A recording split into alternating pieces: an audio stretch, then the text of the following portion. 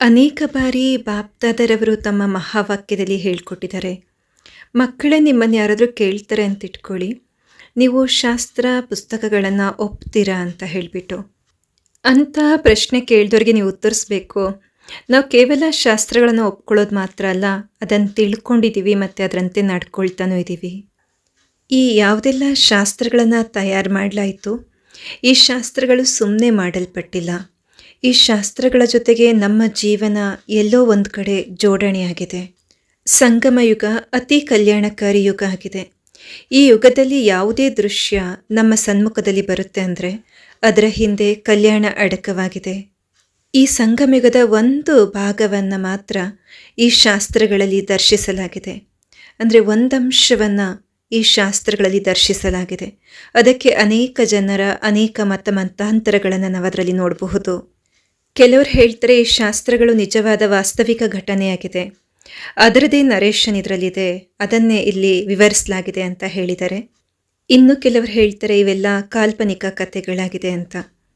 ಪರಮಾತ್ಮನ ಜ್ಞಾನದ ಆಧಾರದಿಂದ ನೋಡಬೇಕು ಅಂದರೆ ಇವೆಲ್ಲವೂ ವಾಸ್ತವಿಕವಾಗಿ ಘಟಿಸಿರುವಂಥ ಮಾತುಗಳಾಗಿದೆ. ಬೇರೆ ಯಾರ್ದೋ ಜೀವನದಲ್ಲಿ ಘಟಿಸಿರುವಂಥ ಘಟನೆಗಳಲ್ಲ, ನಾವೆಲ್ಲರ ಜೀವನದಲ್ಲಿ ಘಟಿಸ್ತಿರುವಂಥ ಘಟನೆಗಳಿವಾಗಿದೆ. ಈ ಅನೇಕ ಶಾಸ್ತ್ರಗಳಲ್ಲಿ ಒಂದಾದ ಶಾಸ್ತ್ರ ಆಗಿದೆ ರಾಮಾಯಣ. ಭಾರತದಲ್ಲಿ ರಾಮಾಯಣವನ್ನು ಬಹಳ ಮಾನ್ಯತೆ ಕೊಡ್ತಾರೆ. ಅದರಲ್ಲಿರುವಂತಹದೆಲ್ಲವೂ ಪರಮಾತ್ಮ ನಮಗೆ ಯಾವ ಜ್ಞಾನವನ್ನು ಕೊಡ್ತಾ ಇದ್ದಾರೆ, ಆ ವಾಸ್ತವಿಕ ಜ್ಞಾನದ ವಾಸ್ತವಿಕ ಧಾರಣೆಯ ಮಾತುಗಳಿವೆ. ಮತ್ತು ಈಗ ಘಟಿಸ್ತಾ ಇದೆ ಅಂದರೆ ಈ ಮುಂಚಿನ ನಮ್ಮ ಋಷಿ ಮುನಿಗಳಿಗೆ, ತಪಸ್ವಿಗಳಿಗೆ ಇದು ಮೊದಲೇ ಹೇಗೆ ಗೊತ್ತಾಯಿತು ಅಂತ ಹೇಳಿ ಪ್ರಶ್ನೆ ಬರುತ್ತೆ. ನಮ್ಮ ಪೂರ್ವಜರು, ಋಷಿ ಮುನಿಗಳು, ತಪಸ್ವಿಗಳು, ಹಿರಿಯರು ಆ ಕಾಲದಲ್ಲೇ ಇವುಗಳನ್ನು ಸಾಕ್ಷಾತ್ಕಾರ ಮಾಡಿಕೊಂಡ್ರು ಅಥವಾ ದೂರದೃಷ್ಟಿಯಿಂದ ಗಮನಿಸಿದ್ರು. ಅನಂತರ ಅದನ್ನು ಸಾಂಕೇತಿಕವಾಗಿ ನಮ್ಮ ಮುಂದೆ ಇಡಲಿಕ್ಕೆ ಪ್ರಯತ್ನಪಟ್ಟು ಈ ಶಾಸ್ತ್ರಗಳನ್ನೆಲ್ಲ ರಚಿಸಿದ್ರು. ರಾಮಾಯಣದಲ್ಲಿ ಮುಖ್ಯ ಪಾತ್ರಧಾರಿಯಾಗಿರುವಂತಹ ರಾಮನ ಚರಿತ್ರೆಯನ್ನು, ರಾಮನ ವಿಚಾರದಲ್ಲಿ ಬಂದಾಗ ಅವರು ತಮ್ಮ ಜೀವನದಲ್ಲಿ ಪ್ರತಿಯೊಂದು ಸಂಬಂಧವನ್ನು ಬಹಳ ಚೆನ್ನಾಗಿ ನಿಭಾಯಿಸಿದ್ರು. ಪ್ರತಿಯೊಂದು ಸಂಬಂಧವನ್ನು ಸಹಿಸ್ಕೊಂಡ್ರು. ಎಷ್ಟೆಲ್ಲ ಘಟನೆಗಳು ಅವ್ರ ಜೀವನದಲ್ಲಿ ಘಟಿಸಿದ್ರು, ಎಷ್ಟೆಲ್ಲ ಪರಿಸ್ಥಿತಿಗಳು ಸಂಬಂಧಿಗಳಿಂದ ಬಂದಾಗ್ಯೂ ಸಹ ಆ ಪರಿಸ್ಥಿತಿಯ ಪ್ರತಿಯಾಗಿ, ಸಂಬಂಧಿಯ ಪ್ರತಿಯಾಗಿ ಯಾವುದೇ ಪ್ರಕಾರದ ನಕಾರಾತ್ಮಕ ಭಾವವನ್ನು ಅವರು ವ್ಯಕ್ತಪಡಿಸಲಿಲ್ಲ. ಬದಲಿಗೆ ಆ ಸಂಬಂಧದಲ್ಲಿ ಇವರ ವ್ಯವಹಾರ ಮತ್ತಷ್ಟು ಆದರ್ಶಪ್ರಾಯವಾಗಿತ್ತು ಅನ್ನೋದನ್ನ ದರ್ಶಿಸಲಾಗಿದೆ. ವಾಸ್ತವಿಕವಾಗಿ ಪ್ರತಿಯೊಂದು ಪ್ರಕಾರದ ಮಾನವೀಯ ಸಂಬಂಧವನ್ನು ಹೇಗೆ ನಿಭಾಯಿಸಬೇಕು ಎಂಬೆಲ್ಲ ಪ್ರತಿಯೊಂದು ಮಹಾವಾಕ್ಯವನ್ನು ನಮಗೆ ಬಾಬರವರು ಭಿನ್ನ ಭಿನ್ನ ಪ್ರಕಾರದಲ್ಲಿ ತಿಳಿಸ್ಕೊಟ್ಟಿದ್ದಾರೆ. ಅನೇಕ ಪ್ರಕಾರದ ಶ್ರೀಮತವನ್ನು ಕೊಟ್ಟಿದ್ದಾರೆ. ಯಾವ ಯಾವ ಸಂಬಂಧವನ್ನು ಯಾವ ರೀತಿಯಲ್ಲಿ ನಿಭಾಯಿಸಬೇಕು ಅನ್ನೋದನ್ನ ಹೇಳ್ಕೊಟ್ಟಿದ್ದಾರೆ. ಉದಾಹರಣೆಗೆ ಬ್ರಹ್ಮ ಬಾಬರವ್ರನ್ನ ನಮ್ಮ ಮುಂದೆ ಇಟ್ಟರು. ಬ್ರಹ್ಮರವರನ್ನು ಕಮಲ ಆಸನ ದಾರಿಯನ್ನಾಗಿ ತೋರಿಸ್ತಾರೆ. ಅಂದರೆ ಅರ್ಥ, ಗೃಹಸ್ಥ ವ್ಯವಹಾರದಲ್ಲಿದ್ದಾಗ್ಯೂ ಸಹ ಎಲ್ಲದರಿಂದ ಭಿನ್ನ ಮತ್ತು ಪ್ರಿಯ ಸ್ಥಿತಿಯ ಅನುಭವ ಹೇಗೆ ಮಾಡಬೇಕು ಅನ್ನುವಂಥದ್ದನ್ನ ತಿಳಿಸ್ಕೊಟ್ಟಿದ್ದಾರೆ. ಅದೇ ಪ್ರಕಾರ ನಾವೀಗ ನಮ್ಮ ಸಂಬಂಧಗಳ ಮಧ್ಯದಲ್ಲೇ ಇರಬೇಕಿದೆ. ಸಂಬಂಧಗಳನ್ನು ಬಿಡುವಂಥದ್ದಿಲ್ಲ, ಸಂಬಂಧವನ್ನು ಮುರಿಯುವಂಥದ್ದು ಇಲ್ಲ. ಬದಲಿಗೆ ಆ ಸಂಬಂಧಿಗಳ ಮಧ್ಯದಲ್ಲಿದ್ದಾಗ್ಯೂ ಸಹ ಎಷ್ಟು ಆದರ್ಶಪ್ರಾಯ ವ್ಯವಹಾರವನ್ನು ನಾವು ಮಾಡಲಿಕ್ಕೆ ಸಾಧ್ಯ ಆಗತ್ತೆ, ಇವುಗಳನ್ನು ತಂದೆ ನಮಗೆ ಹೇಳ್ಕೊಟ್ಟಿದ್ದಾರೆ. ಅದು ಕಾರಣ ಪ್ರತಿಯೊಂದು ಪ್ರಕಾರದ ಮರ್ಯಾದೆಯ ಗೆರೆಯ ಒಳಗಿದ್ದು ಆದರ್ಶಪ್ರಾಯರಾದರು. ಅದು ಕಾರಣ ಶ್ರೀರಾಮನನ್ನು ಮರ್ಯಾದಾ ಪುರುಷೋತ್ತಮ ಅಂತ ಹೇಳಿ ಕರೆಯಲಾಗುತ್ತೆ. ಹಾಗೆ ನೋಡ್ತಾ ಹೋದರೆ ಇದು ಮಾನವ ಜೀವನದ ಪ್ರತಿಯೊಬ್ಬರ ಕಥೆಯಾಗಿದೆ. ಹಾಗೆ ನೋಡ್ತಾ ಹೋದರೆ ಪ್ರತಿಯೊಬ್ಬನ ಒಳಗಿನವತ್ತು ಯುದ್ಧ ನಡೀತಾ ಇದೆ. ಒಳಗಿಂದೊಳಗೆ ಒಂದು ಘರ್ಷಣೆ, ಒಂದು ಸಂಘರ್ಷ ಪ್ರತಿಯೊಬ್ಬರಲ್ಲಿ ನಡೀತಾ ಇದೆ. ಇಂತಹ ಯುದ್ಧವನ್ನು ಮುಂದೆ ಇಟ್ಕೊಂಡು ಜಗತ್ನವರು ವರ್ಣನೆ ಮಾಡಿದರೆ 3 ಪ್ರಕಾರದ ರಾಮ ಇದ್ದಾರೆ ಅಂತ. ಮೊದಲನೇ ರಾಮ ದಶರಥನ ಪುತ್ರ ಶ್ರೀರಾಮ. ಎರಡನೇದಾಗಿ ಆತ್ಮರಾಮ. ಆತ್ಮರಾಮ ಪ್ರತಿಯೊಬ್ಬರಲ್ಲಿ ನಿವಾಸ ಮಾಡ್ತದೆ. ಅಂದರೆ ಪ್ರತಿಯೊಬ್ಬರದೇ ಆತ್ಮ ತನ್ನ ದೇಹದಲ್ಲಿ ನಿವಾಸ ಮಾಡುತ್ತೆ. ಇನ್ನು ಮೂರನೇ ರಾಮ ಪರಂಧಾಮದಲ್ಲಿರುವಂತಹ ಪರಮಾತ್ಮ ನಿರಾಕಾರ ರಾಮನಿಗೆ ಹೇಳಲಾಗತ್ತೆ. ಅವರನ್ನು ಹೃದಯ ರಾಮ ಅಂತ ಸಹ ಭಾವನೆಯಿಂದ ಕರೀತಾರೆ. ಅದು ಕಾರಣ ವರ್ಣನೆ ಮಾಡ್ತಾರೆ, ಏಕ ರಾಮ ದಶರಥ ಕಾ ಬೇಟ, ಏಕ ರಾಮ ಘರ ಘರ ಮೇ ಲೇಟ, ಏಕ ರಾಮ್ ಹೇ ಜಗಸೆ ನ್ಯಾರ ಪರಂಧಾಮ್ ಮೇ ಬೈಟ. ಶ್ರೀರಾಮ ದಶರಥನ ಪುತ್ರ ಏನಿದ್ರು ಅವರು ತ್ರೇತಾಯುಗದಲ್ಲಿ ಬಂದವರಾಗಿದ್ದರು. ನಾವಿಲ್ಲಿ ಚರ್ಚೆ ಮಾಡ್ತಾ ಇರುವಂಥ ಮಾತು ಆತ್ಮರಾಮನದಾಗಿದೆ. ಪ್ರತಿಯೊಬ್ಬ ಆತ್ಮರು ತಮ್ಮ ಜೀವನದಲ್ಲಿ ಎದುರಿಸ್ತಿರುವಂತಹ ವಿಚಾರಗಳನ್ನು ಇಲ್ಲಿ ತಿಳಿಸಲಾಗ್ತಿದೆ. ಅದು ಕಾರಣ ಪರಿಸ್ಥಿತಿಗಳು ದಶರಥನ ಪುತ್ರ ಶ್ರೀರಾಮನಿಗೆ ಯಾವಾಗೆಲ್ಲ ಬಂತು ಅಂತ ತೋರಿಸ್ತಾರೆ. ಯಾವಾಗ ಶೋಷಣೆ ಹೆಚ್ಚುತ್ತಾ ಹೋಗುತ್ತೆ ಆಗ ಅವತಾರವನ್ನು ತಗೋಬೇಕಾಗಿ ಬರುತ್ತೆ ಅಂತ ಹೇಳ್ತಾರೆ. ಈಗ ಈ ಕಲಿಯುಗದಲ್ಲಿ ಶೋಷಣೆ ಅತ್ಯಾಚಾರ ಹೆಚ್ಚುತ್ತಾ ಇದ್ದಂತೆಲ್ಲ ಪರಮಾತ್ಮ ರಾಮ ಈ ಸಂಸಾರದಲ್ಲಿ ಈ ಜಗತ್ತಲ್ಲಿ ಬರಬೇಕಾಗಿ ಬಂದ್ಬಿಡುತ್ತೆ. ಪರಮಾತ್ಮ ರಾಮ ಈ ಭೂಮಿಗೆ ಬಂದಮೇಲೆ ಆತ್ಮರಾಮನಿಗೆ ಜೀವನ ಹೇಗೆ ಜೀವಿಸಬೇಕು ಅಂತ ಹೇಳಿಬಿಟ್ಟು ವಿಧಿವಿಧಾನವನ್ನು ತಿಳಿಸ್ಕೊಡ್ತಾರೆ. ಇದು ಆಂತರಿಕ ಯುದ್ಧದ ಮಾತಾಗಿದೆ. ಪ್ರತಿಯೊಬ್ಬ ಮನುಷ್ಯನ ಅಂತರಾಳದಲ್ಲಿ ಒಂದು ಯುದ್ಧ ನಡೀತಾ ಇರುತ್ತೆ. ಈ ಯುದ್ಧ ನಮ್ಮೊಳಗಿರುವಂತಹ ಒಳ್ಳೆತನ ಮತ್ತು ಕೆಟ್ಟತನದ ನಡುವೆ ನಡೀತಿರುತ್ತೆ. ಯಾವಾಗ ಮನುಷ್ಯ ಅಂದ್ಕೊಳ್ತಾನೆ ಒಳ್ಳೆ ಥರ ಜೀವನ ಮಾಡೋಣ, ಒಳ್ಳೆ ವಿಧಿಯಲ್ಲಿ ಬದುಕೋಣ ಅಂತ, ಆಗ ಅವನೊಳಗಿರುವಂತಹ ಕೆಟ್ಟತನನೇ ಅವನ ಮೇಲೆ ಅಟ್ಯಾಕ್ ಮಾಡುತ್ತೆ. ಅದಕ್ಕೆ ರಾಮಾಯಣದೊಳಗೆ ರಾವಣನನ್ನು ಬಹುರೂಪಿಯನ್ನಾಗಿ ತೋರಿಸಿದ್ದಾರೆ, ಅಷ್ಟು ವಿಚಿತ್ರ ರೂಪಿಯನ್ನಾಗಿ ತೋರಿಸಿದ್ದಾರೆ. ಅದು ಕಾರಣ ರಾವಣನ ಮುಂದೆ ಯಾರಾದರೂ ರಾಮನ ಮಹಿಮೆ ಮಾಡಿದ್ರೆ, ಪ್ರಶಂಸೆ ಮಾಡಿದ್ರೆ, ಅವರ ಬಗ್ಗೆ ವ್ಯಾಖ್ಯಾನ ಮಾಡಿದ್ರೆ ಆತನಿಗೆ ಎಷ್ಟು ಭಯಂಕರವಾದಂಥ ರೂಪ ಆತ ತಾಳ್ತಾ ಇದ್ದ. ರಾಮನ ಪ್ರಶಂಸೆ ಮಾಡಿದವ್ರ ಮೇಲೆ ಅಟ್ಯಾಕ್ ಮಾಡಿಬಿಡ್ತಿದ್ದ ಅಂತ ತೋರಿಸ್ತಾರೆ.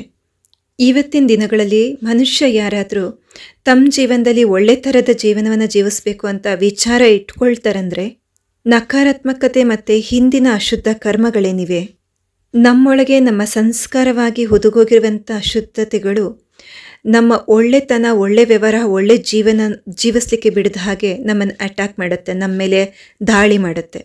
ಯಾವ ಪ್ರಕಾರ ಅಟ್ಯಾಕ್ ಮಾಡುತ್ತೆ ಅವು ಅಂದರೆ, ಯಾವುದೇ ವ್ಯಕ್ತಿ ದೃಢ ಸಂಕಲ್ಪ ಮಾಡಿರ್ತಾರೆ ನಾವು ಒಳ್ಳೆ ಥರ ಜೀವನ ಮಾಡಬೇಕು, ಒಳ್ಳೆ ಥರ ವಿಚಾರ ಮಾಡಬೇಕು ಅಂತ ಹೇಳಿಬಿಟ್ಟು ಅಂತಹ ವಿಚಾರ ಹೊಂದಿರುವಂಥ ವ್ಯಕ್ತಿನೂ ಸಹ ಹಿಂದೇಟು ಹೊಡಿಬೇಕಾಗಿ ಬರುತ್ತೆ. ಅಂದರೆ ವಾಪಸ್ ತನ್ನ ವಿಚಾರಗಳನ್ನು ಹಿಂತಿರುಗಿಸ್ಕೋಬೇಕಾಗತ್ತೆ, ವಾಪಸ್ ತಗೋಬೇಕಾಗಿ ಬರುತ್ತೆ. ಎಂದಿನಂತೆ ದುರ್ಮಾರ್ಗದಲ್ಲಿ ನಡೆಯೋಕ್ಕೆ ವಿಧಿವಶ ಆಗಿ ನಡಿಬೇಕಾಗಿ ಬಂದ್ಬಿಡುತ್ತೆ. ಆ ಪರಿವರ್ತನೆ ಉಂಟು ಮಾಡಿಬಿಡುತ್ತೆ. ನಕಾರಾತ್ಮಕ ಫೋರ್ಸ್ ಏನಿದೆ, ಆ ನಕಾರಾತ್ಮಕ ಫೋರ್ಸ್ ಅಥವಾ ನೆಗೆಟಿವ್ ಎನರ್ಜಿನೇ ರಾವಣನ ಒಂದು ಸ್ವರೂಪ ಆಗಿದೆ. ಬಾಹ್ಯ ಜಗತ್ತಿನಲ್ಲಿರುವಂಥ ವಿಚಾರಗಳನ್ನು ನಾವು ನಮ್ಮ ಜ್ಞಾನೇಂದ್ರಿಯಗಳ ಮೂಲಕ ಒಳಗೆ ತಗೋತೀವಿ, ಮನಸ್ಸು ಬುದ್ಧಿಯ ಮೂಲಕ ಒಳಗೆ ಸ್ವೀಕಾರ ಮಾಡ್ತೀವಿ. ಸ್ವೀಕಾರ ಮಾಡಿರುವಂಥ ಜ್ಞಾನವು ಯಾವಾಗ ನಮ್ಮ ಸಂಸ್ಕಾರವಾಗುತ್ತೆ ಅಥವಾ ನಮ್ಮ ಸಂಸ್ಕಾರದಲ್ಲಿ ಫಿಟ್ ಆಗುತ್ತೆ, ಅದನ್ನು ನಾವು ಕರ್ಮೇಂದ್ರಿಯಗಳ ಮೂಲಕ ಕರ್ಮದಲ್ಲಿ ತರ್ತೇವೆ.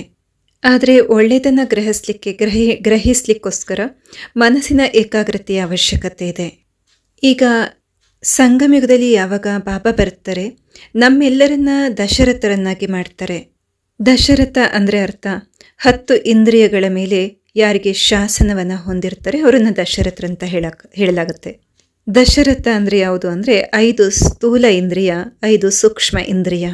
ಇದನ್ನೇ ಇನ್ನೊಂದು ಅರ್ಥದಲ್ಲಿ ಬಾಬ್ರವ್ರು ಹೇಳ್ತಾರೆ, ಮಕ್ಕಳೇ ಸ್ವರಾಜ್ಯ ಅಧಿಕಾರಿಗಳಾಗಿ ನಮ್ಮ ಸ್ಥೂಲ ಮತ್ತು ಸೂಕ್ಷ್ಮ ಇಂದ್ರಿಯಗಳ ಮೇಲೆ ಸಂಪೂರ್ಣ ಅಧಿಕಾರ ಪ್ರಾಪ್ತಿ ಮಾಡ್ಕೊಂಡಿರುವಂಥವ್ರು ಸ್ವರಾಜ್ಯ ಅಧಿಕಾರಿಗಳಂತ ಕರೆಸ್ಕೋತಾರೆ. ಅಧಿಕಾರ ಹೊಂದೋದಂದರೆ ರೂಲಿಂಗ್ ಮತ್ತು ಕಂಟ್ರೋಲಿಂಗ್ ಪವರ್ ಇರಬೇಕು, ನಿಯಂತ್ರಣ ಮತ್ತು ಚಾಲನೆ ಮಾಡುವಂಥ ಶಕ್ತಿ ಇರಬೇಕು. ಯಾರು ಸ್ವರಾಜ್ಯ ಅಧಿಕಾರಿಗಳಾಗಿಬಿಡ್ತಾರೆ ಅಂದರೆ ಇಂದ್ರಿಯಗಳ ಮೇಲೆ ಯಾರಿಗೆ ಅನುಶಾಸನ ಬಂದ್ಬಿಡುತ್ತೆ, ಅವರಲ್ಲಿ 3 ವಿಶೇಷತೆಗಳಿರುತ್ತೆ. ಆ 3 ವಿಶೇಷತೆಗಳನ್ನು 3 ರಾಣಿಯರ ರೂಪದಲ್ಲಿ ತೋರಿಸಲಾಗುತ್ತೆ. ಅಂತಹವರು ಸದಾ ಕುಶಲತೆಯನ್ನು ಹೊಂದಿರ್ತಾರೆ, ಅಂದರೆ ಕೌಶಲ್ಯ ಎಂಬ ಪತ್ನಿಯನ್ನು ತೋರಿಸ್ತಾರೆ. ಪ್ರತಿಯೊಂದು ಪ್ರಕಾರದ ಮಾತುಗಳಲ್ಲಿ, ಕಾರ್ಯದಲ್ಲಿ ಕುಶಲತೆಯನ್ನು ಹೊಂದಿರ್ತಾರೆ. ಆ ಕೌಶಲ್ಯ ಅಥವಾ ಆ ಕುಶಲತೆಯ ಬಗ್ಗೆನೂ ಒಂದು ಶ್ರದ್ಧೆ ಇರುತ್ತೆ. ಅದನ್ನೇ ಇನ್ನೊಂದು ಶಬ್ದದಲ್ಲಿ ಹೇಳಲಿಕ್ಕೆ ಹೋದರೆ, ಇನ್ನೊಂದು ಶಬ್ದದಲ್ಲಿ ಆತ್ಮವಿಶ್ವಾಸ ಅಂತ ಹೇಳ್ಬೋದು, ದೃಢತೆ ಅಂತಲೂ ಹೇಳಬಹುದು. 2ನೇ ಪತ್ನಿಯ ರೂಪದಲ್ಲಿ ಕೈಕೆಯನ್ನು ತೋರಿಸಲಾಗುತ್ತೆ. ಕೈಕೆ ಅಂದರೆ ಅರ್ಥ ಸರ್ವ ಪ್ರಾಪ್ತಿ ಸಂಪನ್ನರು ಅಂತ. ಎಲ್ಲ ಪ್ರಾಪ್ತಿಗಳಿಂದ, ಎಲ್ಲ ರೀತಿಯಿಂದ ಸಂಪನ್ನರಿರ್ತಾರೆ. ಸುಮಿತ್ರಾ ಎಂಬ 3ನೇ ಪತ್ನಿಯನ್ನು ತೋರಿಸ್ತಾರೆ. ಅಂದರೆ ಅವರಲ್ಲಿ ಎಲ್ಲರ ಪ್ರತಿಯಾಗಿ ಶುಭ ಭಾವನೆ, ಶುಭ ಕಾಮನೆ, ಮಿತ್ರತ್ವ ಭಾವನೆ ಇರುತ್ತೆ. ಕೌಶಲ್ಯ ಅಂದರೆ ಪ್ರತಿ ಕಾರ್ಯದಲ್ಲಿ ಕುಶಲತೆಯನ್ನು ಹೊಂದಿರುವಂಥವರು. ಕೈಕೆ ಅಂತಂದರೆ ಸರ್ವಪ್ರಾಪ್ತಿ ಸಂಪನ್ನರು.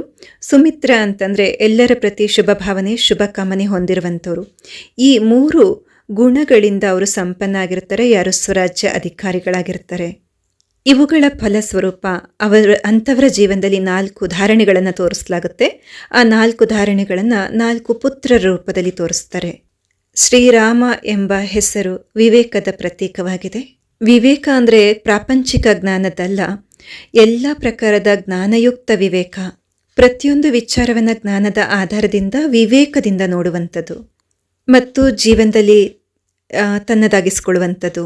ಭರತ ಅಂದರೆ ಅರ್ಥ ಸಮರ್ಪಣಾ ಭಾವ. ಲಕ್ಷ್ಮಣ ಅಂದರೆ ಅರ್ಥ ತ್ಯಾಗವಂತರು. ಸರ್ವಪ್ರಾಪ್ತಿ ಇದ್ದಾಗಿಯೂ ಸಹ ಅಂತಹವರ ಜೀವನದಲ್ಲಿ ತ್ಯಾಗದ ಒಂದು ಹೊಳಪಿರುತ್ತೆ.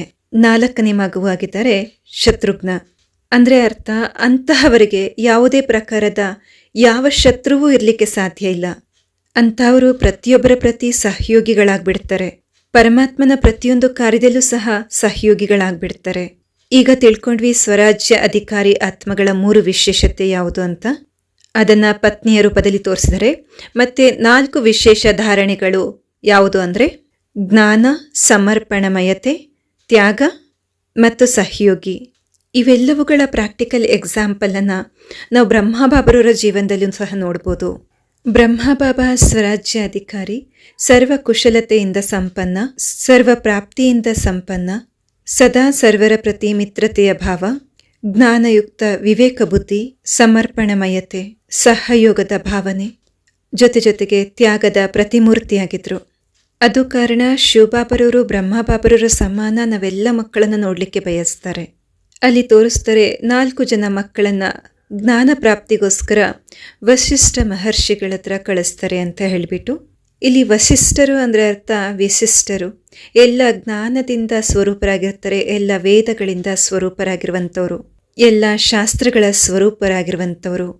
ಇಲ್ಲಿ ನಾವು ಗಮನಿಸಬೇಕು, ಶಿವಬಾಬಾ ಸಹ ಹೇಳ್ತಾರೆ, ನಾನು ನೀವು ಮಕ್ಕಳಿಗೆ ಎಲ್ಲ ಶಾಸ್ತ್ರ, ವೇದ, ಉಪನಿಷತ್ಗಳ ಸಾರವನ್ನು ನಿಮ್ಗೆ ಹೇಳ್ತೀನಿ ಅಂತಾರೆ.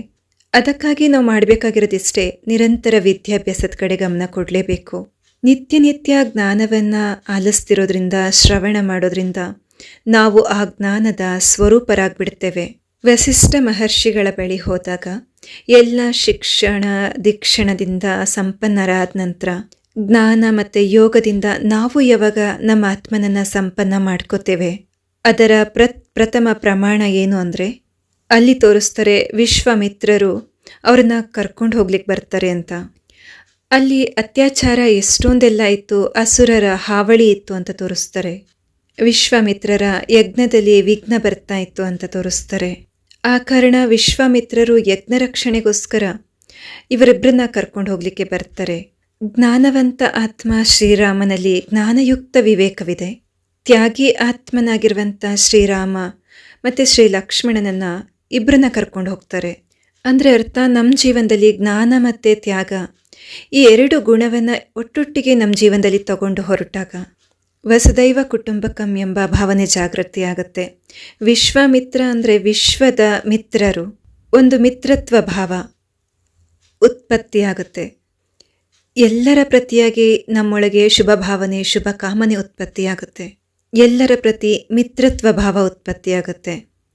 ಇದಕ್ಕೇ ಅನೇಕ ಬಾರಿ ಬಾಬಾ ನಮ್ಗೆ ಹೇಳ್ತಾರೆ, ಮಕ್ಕಳೇ ನಿಮ್ಮನ್ನು ನೀವು ನೋಡ್ಕೊಳ್ಳಿ, ನಿಮ್ಮನ್ನು ನೀವು ಚೆಕ್ ಮಾಡ್ಕೊಳ್ಳಿ, ನಿಮ್ಮ ಚಾರ್ಟ್ ನೋಡ್ಕೊಳ್ಳಿ, ಎಷ್ಟು ಮಟ್ಟಿಗೆ ಜೀವನದಲ್ಲಿ ನೀವು ಮುಂದುವರಿತಾ ಇದ್ದೀರಾ. ಈ ಜ್ಞಾನದ ಪ್ರಾಕ್ಟಿಕಲ್ ಪ್ರಮಾಣ ನಮ್ಮ ಜೀವನದಲ್ಲಿದೆ ಅನ್ನೋದಾದರೆ ಎಷ್ಟರ ಮಟ್ಟಿಗೆ ನಮ್ಮಲ್ಲಿ ಎಲ್ಲರ ಪ್ರತಿಯಾಗಿ ಶುಭ ಭಾವನೆ ಶುಭ ಕಾಮನೆ ಇದೆ, ಎಷ್ಟು ವಸುದೈವ ಕುಟುಂಬಕಂನ ಭಾವನೆ ನಮ್ಮೊಳಗೆ ಜಾಗೃತವಾಗಿದೆ. ಯಾವುದೇ ಆತ್ಮರ ಪ್ರತಿಯಾಗಿ ಎಲ್ಲೂ ದೋಷದೃಷ್ಟಿ ಇರಬಾರ್ದು. ಆಗ ಮಾತ್ರ ಈ ಯಜ್ಞವನ್ನು ಸರಿಯಾದ ರೂಪದಲ್ಲಿ ನಾವು ಸುರಕ್ಷೆ ಮಾಡಲಿಕ್ಕೆ ಸಾಧ್ಯ. ಯಜ್ಞ ರಕ್ಷಣೆಗಂತ ಕರ್ಕೊಂಡು ಹೋದರು ಅಂತ ತೋರಿಸ್ತಾರೆ. ಯಜ್ಞದಲ್ಲಿ ಅಸುರರು ಮೂಳೆ ಮಾಂಸಗಳನ್ನು ಹಾಕ್ತಾ ಇದ್ರು ಅಂತ ತೋರಿಸ್ತಾರೆ. ದುರ್ಗುಣಗಳನ್ನು ಹೊಂದಿರುವಂಥ ತಾರಕ ಬಂದರು ಅಂತ ತೋರಿಸ್ತಾರೆ. ಭಿನ್ನ ಭಿನ್ನ ಪ್ರಕಾರದ ಆಸುರಿ ವಿಘ್ನಗಳು ಬರ್ತಾ ಇತ್ತು ಯಜ್ಞದಲ್ಲಿ ಅಂತ ತೋರಿಸ್ತಾರೆ.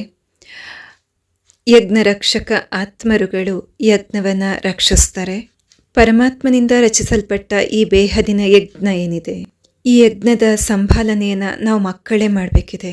ನಮ್ಮ ಜ್ಞಾನದ ಶಕ್ತಿಯಿಂದ, ನಮ್ಮ ತ್ಯಾಗದ ಶಕ್ತಿಯಿಂದ, ನಮ್ಮ ಶುಭ ಭಾವನೆ ಶುಭ ಕಾಮನೆಯ ಶಕ್ತಿಯಿಂದ, ಮಿತ್ರತ್ವ ಭಾವದ ಶಕ್ತಿಯಿಂದ.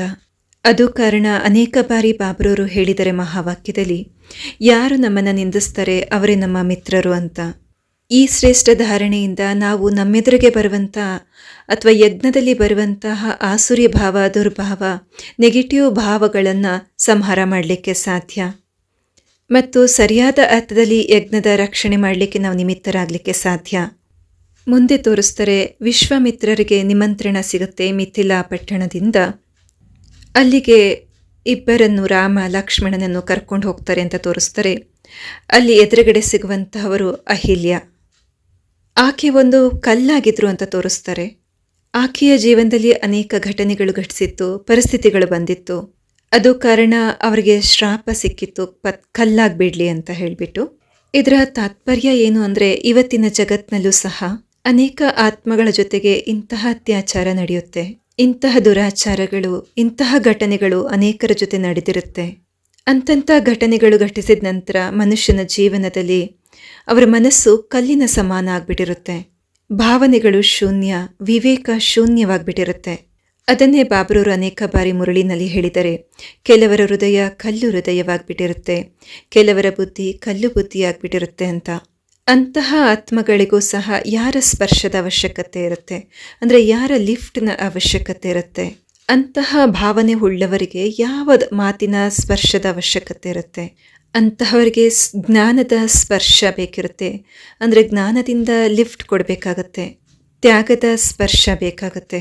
ಜ್ಞಾನ, ತ್ಯಾಗ, ಶುಭ ಭಾವನೆಯ ಸ್ಪರ್ಶ ಸಿಕ್ಕಾಗ, ಈ ಎಲ್ಲ ಗುಣಗಳಿಂದ ಕೂಡಿದಂಥ ಶ್ರೀರಾಮನ ಸ್ಪರ್ಶ ಆ ಕಲ್ಲಿನ ಮೇಲಾದಾಗ, ಕಲ್ಲಿನ ಜೀವನ ಹೊಂದಿದ್ದಂತಹ ಹಿಲಿಯಗೆ ಮತ್ತೆ ಪ್ರಾಣ ಬಂತು ಅಂತ ತೋರಿಸ್ತಾರೆ.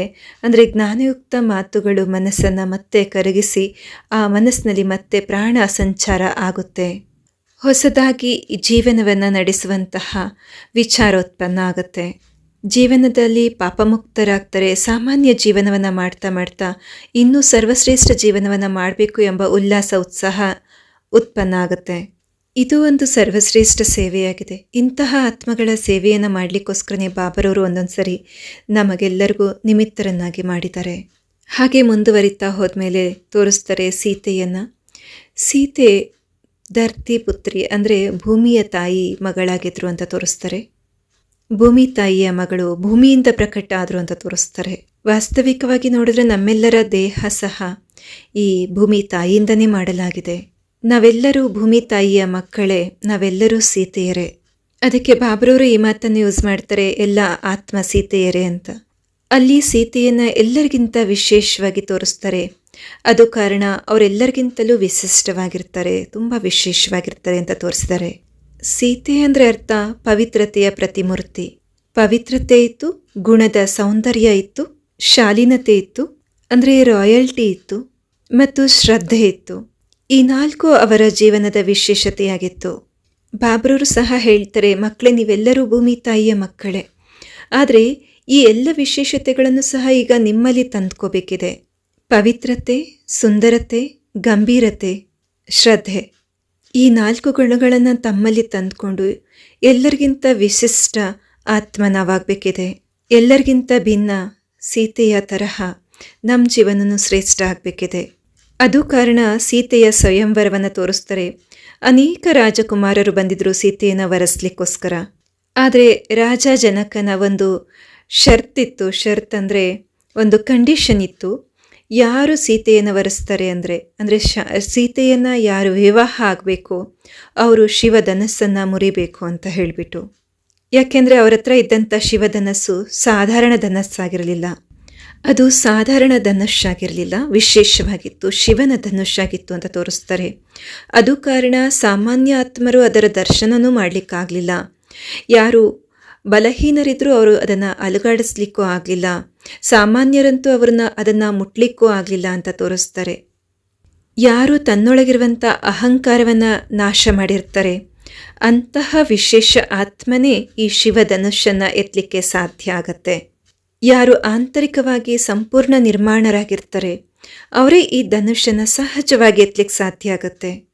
ಅನೇಕರಿಗೆ ಅನೇಕ ಬಾರಿ ತಮ್ಮಲ್ಲಿರುವಂಥ ಜ್ಞಾನದ ಅಹಂಕಾರ ಸಹ ಬಂದ್ಬಿಟ್ಟಿರುತ್ತೆ. ಆದರೆ ಶ್ರೀರಾಮನನ್ನು ಜ್ಞಾನದ ಪ್ರತಿಯಾಗಿಯೂ ಸಹ ನಿರಹಂಕಾರಿಯಾಗಿದ್ದರು ಅಂತ ತೋರಿಸಲಾಗುತ್ತೆ.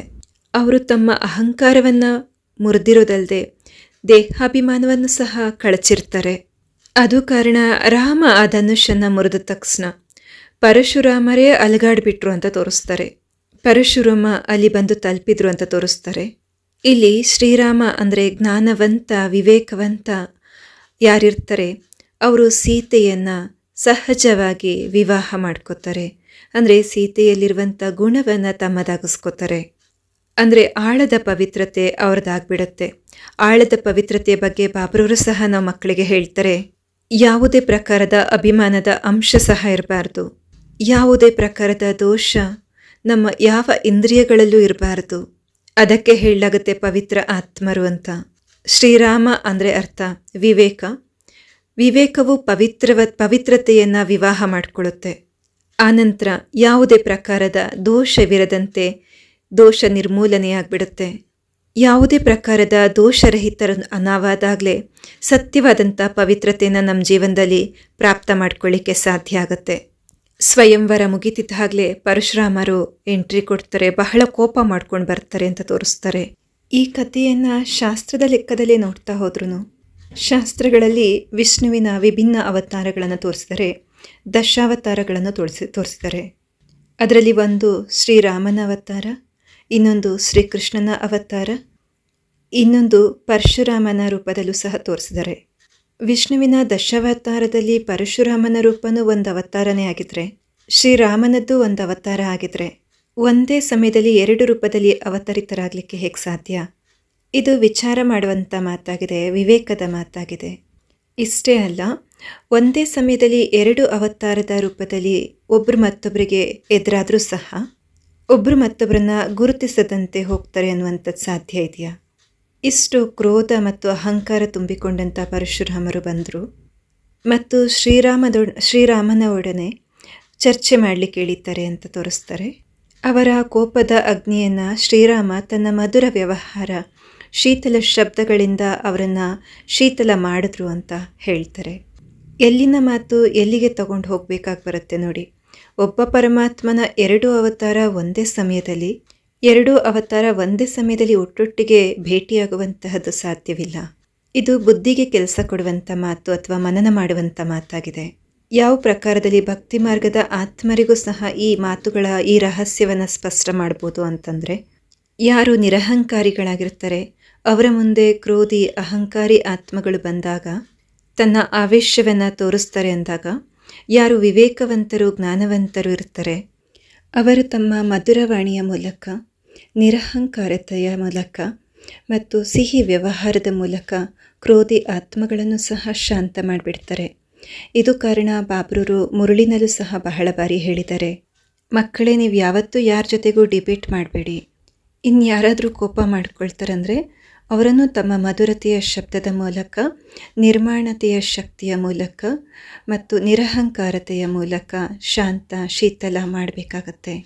ಡಿಬೇಟ್ ಮಾಡ್ತೀರಾ, ಡಿಸ್ಕಷನ್ ಮಾಡ್ತೀರಾ ಅಂದರೆ ಬೆಂಕಿಗೆ ಮತ್ತೆ ತುಪ್ಪ ಹಾಕಿದ ಹಾಗಾಗುತ್ತೆ. ನಾವಂಥ ವಾತಾವರಣವನ್ನು ಶೀತಲ ಮಾಡಬೇಕು ಬಿಟ್ಟರೆ ಬೆಂಕಿಯನ್ನು ಹೆಚ್ಚಿಸಬಾರ್ದು. ಅದಕ್ಕೆ ಈ ಕಥೆಯನ್ನು ಆತ್ಮರಾಮನ ಕಥೆ ಅಂತ ಹೇಳಲಾಗುತ್ತೆ. ಇಲ್ಲಿ ಕೆಲವು ಆತ್ಮಗಳು ಅಹಂಕಾರಿಗಳು ಇರ್ತಾರೆ. ಅವರು ತಮ್ಮ ಅಹಂಕಾರ ಆವೇಶವನ್ನು ತೋರಿಸ್ಲಿಕ್ಕೆ ಬರ್ತಾರೆ. ಮತ್ತು ಕೆಲವರು ಜ್ಞಾನವನ್ನು ಯಥಾರ್ಥವಾಗಿ ಧಾರಣೆ ಮಾಡ್ಕೊಂಡಿರ್ತಾರೆ. ಅವರು ತಮ್ಮ ನಿರಹಂಕಾರತೆಯ ಶಕ್ತಿಯ ಮೂಲಕ ಇವುಗಳ ಮೇಲೆ ವಿಜಯ ಪಡ್ಕೋತಾರೆ. ಸೀತೆಯ ವಿವಾಹ ಆಯಿತು, ಮತ್ತೆಲ್ಲರೂ ಅಯೋಧ್ಯೆಗೆ ಬಂದರು ಅಂತ ತೋರಿಸ್ತಾರೆ. ರಾಮಾಯಣದಲ್ಲಿ ಇನ್ನೂ ಒಂದು ಪಾತ್ರ ಇದೆ. ಜ್ಞಾನದ ಮಾರ್ಗದಲ್ಲಿ ನಾವು ಮುಂದುವರಿತಾ ಹೋದಾಗ ನಮ್ಮ ಜೀವನದಲ್ಲೂ ಅನೇಕ ಪ್ರಕಾರದ ಪರೀಕ್ಷೆಗಳು ಬರುತ್ತೆ. ಅದರಲ್ಲಿ ಎಲ್ಲಕ್ಕಿಂತ ಮುಖ್ಯವಾದಂಥ ಪರೀಕ್ಷೆ ಮೊಟ್ಟ ಮೊದಲಿಗೆ ಬರುವಂತಹದ್ದು ಯಾವುದು ಅಂದರೆ ಮಂಥರೆಯ ಪಾತ್ರವನ್ನು ತೋರಿಸ್ತಾರೆ. ಮಂಥರೆಯ ಪಾತ್ರ ಪರಚಿಂತನೆಗೆ ಹೋಲಿಸಲಾಗಿದೆ. ಬಾಬ್ರವರು ಸಹ ಹೇಳಿದರೆ, ಮಕ್ಕಳೇ, ಪರಚಿಂತನೆ ಪತನಕ್ಕೆ ಮೂಲವಾಗಿದೆ, ಆತ್ಮಚಿಂತನೆ ಉನ್ನತಿಯ ಮೆಟ್ಟಿಲಾಗಿದೆ. ಜ್ಞಾನ ಮಾರ್ಗದಲ್ಲಿ ಮುಂದುವರಿತಾ ಹೋದಾಗೆಲ್ಲ ಕೆಲವು ಆತ್ಮರು ನಮ್ಮ ಸಂಘದಲ್ಲಿ ಇಂತಹವರು ಬರ್ತಾರೆ, ಪರಚಿಂತನೆ ಮಾಡಲಿಕ್ಕೆ ತೊಡಗ್ತಾರೆ. ಅದಕ್ಕಾಗಿಯೇ ಬಾಬಾ ಹೇಳ್ತಾರೆ, ಮಕ್ಕಳೇ, ಸಂಘ ದೋಷದಿಂದ ರಕ್ಷಿಸಲ್ಪಡಿ. ಸಂಘವು ಎಲ್ಲಕ್ಕಿಂತ ದೊಡ್ಡ ದೋಷವಾಗಿದೆ. ಕೆಲವು ಸಂಘಗಳು ನಮಗೆ ಲಿಫ್ಟ್ ಕೊಡ್ತವೆ, ಕೆಲವು ಸಂಘಗಳು ನಮ್ಮನ್ನು ಬೀಳಿಸ್ಬಿಡ್ತವೆ. ಮಂಥರೆಯ ಪಾತ್ರವೂ ಅಂತಹದೇ. ಕೈಕೆಯಂತಹವರಲ್ಲಿ ಸರ್ವಪ್ರಾಪ್ತಿ ಸಂಪನ್ನರಾಗಿರುವಂತಹವರಿಗೂ ಸಹ ಶ್ರೀರಾಮನ ಬಗ್ಗೆ ಇಷ್ಟು ಪ್ರೀತಿಯನ್ನು ಹೊಂದಿದ್ದಾಗಿಯೂ ಸಹ ಮಂಥರೆಯ ಸಂಘದಲ್ಲಿ ಬಂದರು ಕೈಕೆ. ಮಂಥರೆ ಕೈಕೆಯ ಕಿವಿಯಲ್ಲಿ ಅಂತಹಂಥ ಮಾತುಗಳನ್ನು ತುಂಬಿ ಶ್ರೀರಾಮನ ಸಂಬಂಧದಿಂದ ದೂರ ಮಾಡಿಬಿಟ್ರು. ಅದಕ್ಕೆ ಬಾಬ್ರವರು ಅನೇಕ ಬಾರಿ ಹೇಳ್ತಾರೆ, ಮಕ್ಕಳೇ ಸಂಘ ದೋಷದ ಬಗ್ಗೆ ಸಂಭಾಲನೆ ಮಾಡಿ, ಇಲ್ಲ ಅಂತಂದರೆ ಬುದ್ಧಿಗೆ ಬೀಗ ಬಿದ್ದುಬಿಡುತ್ತೆ ಅಂತ. ಅನೇಕರು ಸರ್ವಪ್ರಾಪ್ತಿ ಸಂಪನ್ನ ಆತ್ಮಗಳಿದ್ದಾಗಿಯೂ ಸಹ ಸಂಘ ದೋಷದಲ್ಲಿ ಬಂದದ್ದೇ ಆದರೆ ಪ್ರಥಮವಾಗಿ ಅಟ್ಯಾಕ್ ಆಗೋದೇ ಬುದ್ಧಿಯ ಮೇಲೆ. ಶ್ರೀರಾಮನಿಂದ ಕೈಗೆ ದೂರ ಆಗೋದು ಅಂದರೆ ಅರ್ಥ ಬುದ್ಧಿಗೆ ಬೀಗ ಬೀಳುವಂತಹದ್ದು, ಅಂದರೆ ಜ್ಞಾನದಿಂದ ದೂರ ಆಗುವಂಥದ್ದು, ವಿವೇಕದಿಂದ ದೂರ ಆಗಿಬಿಡ್ತಾರೆ. ಅಂದರೆ ಒಂದು ಕಾಮನ್ ಸೆನ್ಸ್ ಸಹ ಇಲ್ದಂಗೆ ಆಗಿಬಿಡುತ್ತೆ, ನಾರ್ಮಲ್ ವಿವೇಕನೂ ಇಲ್ಲದಂತಾಗ್ಬಿಡ್ತಾರೆ. ಕುಸಂಗದ ಪ್ರಭಾವದಲ್ಲಿ ಬಂದಿರೋ ಕಾರಣ ಜಿದ್ದು ಮಾಡ್ತಾರೆ, ರಚ್ಚೆ ಮಾಡ್ತಾರೆ, ಅಂದರೆ ಹಠ ಹಿಡಿತಾರೆ. ಅದು ಕಾರಣ ತನ್ನ 2 ವರದಾನವನ್ನು ಒಪ್ಕೊಳ್ಳೇಬೇಕು ಅಂತ ದಶರಥನ ಮೇಲೆ ಒತ್ತಡ ಬೀರ್ತಾರೆ. ಸ್ವರಾಜ್ಯಾಧಿಕಾರಿ ಆತ್ಮಗಳನ್ನು ತನ್ನ ಅಧೀನದಲ್ಲಿ ತರಲಿಕ್ಕೆ ಒತ್ತಡವನ್ನು ಹೇರ್ತಾರೆ. ಆ ಸಮಯದಲ್ಲಿ ತನ್ನ ಇಚ್ಛೆಯನ್ನು ವ್ಯಕ್ತಪಡಿಸ್ತಾರೆ. ಅದಕ್ಕೆ ಬಾಬಾ ಮುರಳಿಲಿ ಹೇಳ್ತಾರೆ, ಇಚ್ಛೆ ಎಂದಿಗೂ ಸಹ ಅಚ್ಚ ಆಗಲಿಕ್ಕೆ ಬಿಡಲ್ಲ, ಅಂದರೆ ಒಳ್ಳೆಯವರಾಗ್ಲಿಕ್ಕೆ ಬಿಡೋದಿಲ್ಲ. ಇಚ್ಛೆಗೆ ಅಧೀನರಾದಾಗ ಸ್ವರಾಜ್ಯ ಅಧಿಕಾರಿ ಆತ್ಮಗಳು ಸಹ ತನ್ನ ಸ್ವನಿಯಂತ್ರಣವನ್ನು ಕಳ್ಕೊಂಡ್ಬಿಡ್ತಾರೆ, ತಮ್ಮ ಸಾಮರ್ಥ್ಯವನ್ನು ಕಳ್ಕೊಳ್ತಾರೆ, ಇಚ್ಛೆಗಳಿಗೆ ಅಧೀನರಾಗ್ಬಿಡ್ತಾರೆ. ಅದಕ್ಕೆ ಸಂಘದೋಷದಿಂದ ಎಚ್ಚರಿಕೆ ವಹಿಸಿ. ಸಂಘದಿಂದ ರಕ್ಷಿಸ್ಕೊಳ್ಳಿಕ್ಕೆ ಬರಲಿಲ್ಲ, ಪರಚಿಂತನೆಯಿಂದ ರಕ್ಷಿಸ್ಕೊಳ್ಳಿಕ್ಕೆ ಬರಲಿಲ್ಲ ಅಂದರೆ ಆ ಪರಚಿಂತನೆ ಪತನದ ಕಡೆಗೆ ಕರ್ಕೊಂಡು ಹೋಗುತ್ತೆ, ಮತ್ತೆ ಅಂತಹ ಆತ್ಮಗಳ ಸರ್ವನಾಶವಾಗ್ಬಿಡುತ್ತೆ. ಯಾವಾಗ ಸ್ವರಾಜ್ಯಾಧಿಕಾರಿ ಆತ್ಮಗಳು ಸಹ ಇಚ್ಛೆಗೆ ಅಧೀನರಾಗ್ಬಿಡ್ತಾರೆ, ಅಧೀನತೆಯ ಜೀವನ 3 ವಿಚಾರಗಳಿಂದ ನಮ್ಮನ್ನು ದೂರ ಮಾಡಿಬಿಡುತ್ತೆ. ವಿವೇಕ ವನವಾಸಕ್ಕೆ ಹೋಗುತ್ತೆ, ತ್ಯಾಗ ಜೀವನದಿಂದ ಸಮಾಪ್ತಿ ಆಗಿಬಿಡುತ್ತೆ. ಇಚ್ಛೆಗಳ ಜಾಗೃತವಾಗಿಬಿಟ್ಟಿದೆ ಅಲ್ಲ, ಅದು ಬೇಕು, ಇದು ಬೇಕು, ಮತ್ತೊಂದು ಬೇಕು. ಇಚ್ಛೆ ಜಾಗೃತವಾಗಿದ್ದಕ್ಕೆ ತ್ಯಾಗ ನಷ್ಟವಾಯಿತು, ಪವಿತ್ರತೆ ಸಹ ಸಮಾಪ್ತಿ ಆಗಿಬಿಡುತ್ತೆ. ಅದಕ್ಕೆ ಈ 3 ಬೀಳ್ಕೊಡುಗೆ ತಗೊಂಡ್ರು, ವನವಾಸಕ್ಕೆ ಹೋದರು. ರಾಮ, ಲಕ್ಷ್ಮಣ, ಸೀತೆ ವನವಾಸಕ್ಕೆ ಹೋದರು ಅಂತ ತೋರಿಸ್ತಾರೆ. ವನವಾಸಕ್ಕೆ ಹೊರಟೋದ್ರು ಅಂತ ತೋರಿಸ್ತಾರೆ. ಅಯೋಧ್ಯೆಯಿಂದ ಆಚೆಗೆ ಆ 3 ಬಿಟ್ಟು ಬರಲಿಕ್ಕೆ ಸುಮಂತ ಹೋಗ್ತಾರೆ ಅಂತ ತೋರಿಸ್ತಾರೆ. ಸುಮಂತ ಅಂದರೆ ಸುಕರ್ಮದ ಪ್ರತೀಕ. ನದಿಯ ದಡ ತನಕ ಹೋಗಿ ಬಿಡ್ತಾರೆ, ಅದರಿಂದ ಆಚೆನೂ ಹೋಗಲಿಕ್ಕೆ ಸುಮಂತ ಬಯಸ್ತಾರೆ. ವಿವೇಕ, ಜ್ಞಾನ, ಪವಿತ್ರತೆ ಈ 3 ಸಹ ಅಯೋಧ್ಯೆನ ಬಿಟ್ಟು ಹೊರಟೋಗಿದೆ. ಇನ್ನು ಸುಕರ್ಮನು ಬಿಟ್ಟು ಹೊರಟೋದ್ರೆ ಇನ್ನೇನು ಉಳ್ಕೊಳ್ಳುತ್ತೆ ಅಂಥೇಳಿ ರಾಮ ತಡೀತಾರೆ ಅವ್ರನ್ನ ಅಂತ ತೋರಿಸ್ತಾರೆ. ಯಾರ ಜೀವನದಲ್ಲಿ ಇಚ್ಛೆಗಳ ಕಾರಣ, ಕುಸಂಗ ಮತ್ತು ಪರಚಿಂತನೆಯ ಕಾರಣ ವಿವೇಕ ಹೊರಟೋಯ್ತು, ಪವಿತ್ರತೆ ಸಮಾಪ್ತಿ ಆಯಿತು, ತ್ಯಾಗ ಶೂನ್ಯ ಆಯಿತು ಅಂದರೆ ತದನಂತರ ಜೀವನದಲ್ಲಿ ಸುಕರ್ಮನೂ ಮಾಡಲಿಕ್ಕೆ ಸಾಧ್ಯ ಆಗ್ತಿಲ್ಲ ಅನ್ನೋದಾದರೆ ಮತ್ತು ಅಂಥ ಆತ್ಮಗಳಿಗೆ ಜೀವಿಸಲಿಕ್ಕೆ ಏನು ಆಧಾರ ಇದೆ? ಏನೂ ಇಲ್ಲ ಅಂದರೆ ಅಟ್ಲೀಸ್ಟ್ ಸುಕರ್ಮನಾದರೂ ಮಾಡಬೇಕಾಗತ್ತೆ. ಮತ್ತೆ ತನ್ನ ಕೆಟ್ಟ ಕರ್ಮದಿಂದ ಹೊರಬರಲಿಕ್ಕೆ ಅಥವಾ ತಮ್ಮ ಜೀವನದಲ್ಲಿ ಮೇಲ್ ಬರಲಿಕ್ಕೆ ಆಧಾರನೇ ಸುಕರ್ಮ ಆಗಿದೆ. ಇದೊಂದು ಜೀವನದಲ್ಲಿ ಮೇಲ್ ಬರಲಿಕ್ಕೆ ಮಾರ್ಜಿನ್ ಆಗಿದೆ. ಅದಕ್ಕೆ ಶ್ರೀರಾಮ ಸುಮಂತನಿಗೆ ಆಜ್ಞೆ ಮಾಡ್ತಾರೆ, ನೀನು ಅಯೋಧ್ಯೆಯಲ್ಲೇ ಇರಬೇಕು ಅಂತ. ಬಾಬ್ರವರು ಸಹ ಇದ್ರ ಬಗ್ಗೆನಲ್ಲಿ ಹೇಳ್ತಾರೆ, ಇಂತಹ ಆತ್ಮಗಳ ಮೇಲೆ ದಯೆ ಬರುತ್ತೆ. ತಮ್ಮ ಇಚ್ಛೆಗಳಿಗೆ ಅಧೀನರಾಗಿರುವಂಥವರು, ಸ್ವರಾಜ್ಯವನ್ನು ಕಳ್ಕೊಂಡಿರುವಂಥವರು, ವಿವೇಕ ತ್ಯಾಗವನ್ನು ಕಳ್ಕೊಂಡಿರುವಂಥವರು, ಪವಿತ್ರತೆಯನ್ನು ಕಳ್ಕೊಂಡಿರುವಂಥವರು, ಹಿಂದಿನ ಜನ್ಮದ ಪೂರ್ವ ಜನ್ಮದ ಒಳ್ಳೆಯ ಸುಕರ್ಮ ಇತ್ತು ಅಂದರೆ ಆ ಒಳ್ಳೆಯ ಕರ್ಮ ನಮಗೆ ಮೇಲ್ ಬರಲಿಕ್ಕೆ ಒಂದು ಆಧಾರ ಆಗಿಬಿಡುತ್ತೆ. ಸುಮಂತ ವಾಪಸ್ ಬರ್ತಾರೆ ಅಯೋಧ್ಯೆಗೆ ಮತ್ತು ನಡೆದದ್ದನ್ನೆಲ್ಲ ಹೇಳ್ತಾರೆ ದಶರಥನಿಗೆ. ದಶರಥ ಮೃತ್ಯುಶಯ್ಯನ ಮೇಲೆ ಇರ್ತಾರೆ. ಅವರಿಗೆ ಬಹಳ ಪರದಾಟದ ಅನುಭವ ಆಗುತ್ತೆ. ದಶರಥನ ಜೀವನ ಕಥೆಯಲ್ಲಿ ಈ ಮಾತುಗಳನ್ನು ಬಹಳ ಚೆನ್ನಾಗಿ ದರ್ಶಿಸಲಾಗಿದೆ. ಅಜ್ಞಾನ ಕಾಲದ ಒಂದು ಪಾಪಕರ್ಮ ಗೊತ್ತೇ ಇಲ್ಲದೆ ಶ್ರವಣಕುಮಾರನನ್ನು ಸಾಯಿಸಿಬಿಟ್ಟಿರ್ತಾರೆ. ಶ್ರವಣಕುಮಾರನ ತಂದೆ ತಾಯಿ ದಶರಥನಿಗೆ ಶ್ರಾಪ ಕೊಟ್ಟಿರ್ತಾರೆ, ಇವತ್ತು ನಾವು ಹೇಗೆ ಬಳಲಿ ಪುತ್ರ ವಿಯೋಗದಿಂದ ಬಳಲಿ ಸಾಯ್ತಾ ಇದ್ದೀವಿ, ಅದೇ ರೂಪದಲ್ಲಿ ನೀವು ಸಹ ಒಂದು ದಿನ ಪುತ್ರ ವಿಯೋಗದಲ್ಲಿ ಬಳಲಿ ಸಾಯ್ತೀರಾ ಅಂತ. ಆ ಶ್ರಾಪ ಅವರ ಜೀವನದಲ್ಲಿ ಈಗ ಫಲಿಸ್ತಾ ಇದೆ. ಅಜ್ಞಾನ ಕಾಲದಲ್ಲಿ ಮಾಡಿರುವಂಥ ಪಾಪಕರ್ಮನೂ ಸಹ ಎಷ್ಟು ಭೋಗಿಸುವಂತೆ ಅನುಭವ ಮಾಡುತ್ತೆ. ಸ್ವರಾಜ್ಯ ಅಧಿಕಾರಿಗಳಿಗೆ ಎಷ್ಟು ಭೋಗದ ಅನುಭವ ಆಗ್ತಿದೆ ಅಂದರೆ ಇನ್ನು ಜ್ಞಾನದಲ್ಲಿ ಬಂದ ನಂತರ ಎಷ್ಟು ಪಾಪಕರ್ಮಗಳನ್ನು ಮಾಡಿರ್ಬೋದು. ನಮ್ಮ ಒಂದೊಂದು ಜ್ಞಾನದಲ್ಲಿ ಬಂದ ನಂತರ ಮಾಡಿರುವಂಥ ಪಾಪಕರ್ಮಗಳೆಷ್ಟಿರ್ಬೋದು. ಅದಕ್ಕೆ ಬಾಬಾ ನಾವು ಮಕ್ಕಳಿಗೆ ಹೇಳ್ತಾರೆ, ಮಕ್ಕಳೇ, ಸಂಗಮಯುಗದಲ್ಲಿ ಮಾಡಿರುವಂಥ ಒಂದು ಪಾಪಕರ್ಮವೂ ಸಹ 100ಕ್ಕೆ 100 ಪಟ್ಟು ಅನುಭವ ಆಗುತ್ತೆ ಅಂತ. ತಿಳಿದು ತಿಳಿಯದೆ ಮಾಡಿರುವಂಥ ಪಾಪಕರ್ಮದ ಭೋಗವನ್ನು ಭೋಗಿಸಲೇಬೇಕಾಗುತ್ತೆ. ಆ ರೀತಿ ಬೆಳಲಿ ಬೆಳಲಿ ದೇಹ ತ್ಯಾಗ ಮಾಡಿದ್ರು ಅಂತ ತೋರಿಸ್ತಾರೆ. ಇನ್ನು ಮುಂದೆ ಹೋದ ಹಾಗೆ ರಾಮ, ಸೀತೆ, ಲಕ್ಷ್ಮಣನಿಗೆ ನಿಷಾದ್ ರಾಜ ಸಿಗ್ತಾರೆ. ನಿಷಾದ್ ರಾಜನಲ್ಲಿ ವಿನಂತಿ ಮಾಡ್ತಾರೆ, ನಮ್ಮನ್ನು ನಿಮ್ಮ ದೋಣಿಯಲ್ಲಿ ಈ ನದಿಯನ್ನು ಪಾರು ಮಾಡಿ ಅಂತ ಹೇಳಿಬಿಟ್ಟು, ಗಂಗಾ, ಯಮುನಾ, ಸರಸ್ವತಿಯ ಈ ಸಂಗಮವನ್ನು ಪಾರು ಮಾಡಿ ಅಂತ ಹೇಳ್ತಾರೆ. ನಿಷಾದ್ ರಾಜ ಬಹಳ ಖುಷಿ ಆಗ್ತಾರೆ ಮತ್ತು ಅವರ ಚರಣವನ್ನು ತೊಳಿತಾರೆ. ಆ ದೋಣಿಯ ಅಂಬಿಗನ ಹೆಸರು ಗುಹು ಅಂತ ಹೇಳಿಬಿಟ್ಟು ಅವರು ಚರಣವನ್ನು ತೊಳಿತಾರೆ. ದೋಣಿಯಲ್ಲಿ ಕೂರಿಸ್ಕೋಬೇಕಾದ್ರೆ ಶ್ರೀರಾಮ ಅವರ ಉಂಗುರವನ್ನು ಕೊಡ್ತಾರೆ ಅವರಿಗೆ ಬಾಡಿಗೆಯ ರೂಪದಲ್ಲಿ. ನನ್ನನ್ನು ಆ ದಡಕ್ಕೆ ಸೇರಿಸೋಕೆ ಈ ಉಂಗುರ ನಿಮಗೆ ಬಾಡಿಗೆ ಅಂತ ಹೇಳ್ತಾರೆ. ಅಂಬಿಗ, ಗುಹು ಬೇಡ ಅಂತಾರೆ. ಹೇಳ್ತಾರೆ, ಈ ಬಾಡಿಗೆ ನನಗೆ ಇಲ್ಲಿ ಕೊಡಬೇಡ, ನದಿ ದಾಟಿದ ಮೇಲೆ ಕೊಡು. ನೋಡಿ, ಇಲ್ಲಿ ಎಷ್ಟು ಅದ್ಭುತ ಮಾತಿದೆ. ನಿರಾಕಾರ ರಾಮ, ಪರಮಾತ್ಮ ರಾಮ ಯಾವಾಗ ಈ ಭೂಮಿಗೆ ಬರ್ತಾರೆ, ಸಂಗಮಯುಗದ ದೋಣಿಯಲ್ಲಿ ಕೂರಿಸ್ಕೊಂಡು ಬಾಬರವರು ನಮ್ಮನ್ನು ಈ ದಡದಿಂದ ಆ ದಡಕ್ಕೆ ಪಾರು ಮಾಡ್ತಾರೆ. ಇಲ್ಲಿ ಗುಹು ಎಂದರೆ ಅರ್ಥ ಗೃಹಸ್ಥಿಗಳು ಅಂತ. ಬ್ರಹ್ಮ ಬಾಬಾ ಅಂತಹ ಒಬ್ಬ ಗೃಹಸ್ಥಿಯಾಗಿದ್ರು. ಅವರ ಜೀವನರೂಪಿ ದೋಣಿಗೆ ಪರಮಾತ್ಮ ಪ್ರವೇಶ ಮಾಡ್ತಾರೆ. ಸಂಗಮವನ್ನು ಪಾರು ಮಾಡಬೇಕಾಗಿತ್ತು. ಬಾಬರವರು ಅನೇಕ ಬಾರಿ ಹೇಳ್ತಾರೆ, ನಾನು ಯಾವ ತನುವಲ್ಲಿ ಬರ್ತೀನಿ ಆ ತನುವಿನ ಬಾಡಿಗೆ ಕೊಡಬೇಕಾಗತ್ತೆ ಅಂತ. ಬಾಬಾ ಆ ತನುವಿನ ಬಾಡಿಗೆನ ಕೊಡ್ಲಿಕ್ಕೆ ಹೋದರೆ, ಶಿವಬಾಬರವ್ರು ಕೊಡ್ಲಿಕ್ಕೆ ಹೋದರೆ, ಬ್ರಹ್ಮ ಬಾಬಾ ಹೇಳ್ತಾರೆ, ನನಗೆ ಇಲ್ಲಿ ಕೊಡಬೇಡಿ, ಅಲ್ಲಿ ಕೊಡಿ ಅಂತ, ಸಂಗಮ ದಾಟಿದ ಮೇಲೆ ಕೊಡಿ ಅಂತಾರೆ. ಅಂದರೆ ಸತ್ಯಯುಗದಲ್ಲಿ ಕೊಡಿ ಅಂತಾರೆ. ಈ ಸಂಸಾರ ರೂಪಿ ನದಿಯನ್ನು ಪಾರು ಮಾಡಬೇಕು ಅಂದರೆ ವಿವೇಕ, ತ್ಯಾಗ ಮತ್ತು ಪವಿತ್ರತೆಯ ಆಧಾರದಿಂದ ತ್ಯಾಗ ಮಾಡಬೇಕು, ಅಂದರೆ ಪಾರು ಮಾಡಬೇಕು. ಯಾವ ದೋಣಿಯಲ್ಲಿ ನಾವು ಕುತ್ಕೊಂಡಿದ್ದೀವಿ ಆ ದೋಣಿಯಲ್ಲಿ ಯಾವುದೇ ಪ್ರಕಾರದ ಯಾರದೇ ಪ್ರತಿಯಾದ ನೆಗೆಟಿವ್ ಭಾವ ಇಟ್ಕೊಂಡ್ರೆ ದೋಣಿ ಮುಂದೆ ಹೋಗಲ್ಲ. ವ್ಯರ್ಥ ಸಂಕಲ್ಪಗಳ ಹುಟ್ಟು ಆಡಿಸುವಂತಿಲ್ಲ. ಇದು ಶುದ್ಧ ಸಂಕಲ್ಪದ ದೋಣಿಯಾಗಿದೆ. ಶುದ್ಧ ಸಂಕಲ್ಪದ ದೋಣಿಯಲ್ಲಿ ನಾವು ಕುತ್ಕೊಂಡಿದ್ದೀವಿ. ನಿಷಾದ್ ರಾಜ ನಮ್ಮ ಜೊತೆಗಿದ್ದಾರೆ. ಬ್ರಹ್ಮ ಬಾಬರವರು ಸಹ ಯಾವುದೇ ಪ್ರಕಾರದ ಬಾಡಿಗೆಯನ್ನು ಇಲ್ಲಿ ತಗೊಳ್ದೆ ಅಲ್ಲಿ ತಗೋತೀನಿ ಅಂತ ಹೇಳಿಬಿಟ್ಟು ಜ್ಞಾನ, ಪವಿತ್ರತೆ, ತ್ಯಾಗದ ಆಧಾರದಿಂದ ಈ ದಡದಿಂದ ನಮ್ಮೆಲ್ಲರನ್ನ ಆ ದಡಕ್ಕೆ ಸೇರಿಸ್ತಾ ಇದ್ದಾರೆ. ದಡ ದಾಟಿದ ನಂತರ ಆ ಮೂವರಿಗೆ ಮಹಾನ್ ಆತ್ಮರ ದರ್ಶನ ಆಯಿತು ಅಂತ ತೋರಿಸ್ತಾರೆ. ಭಾರದ್ವಾಜ ಋಷಿಯ ದರ್ಶನ ಆಯಿತು ಅಂತ ತೋರಿಸ್ತಾರೆ.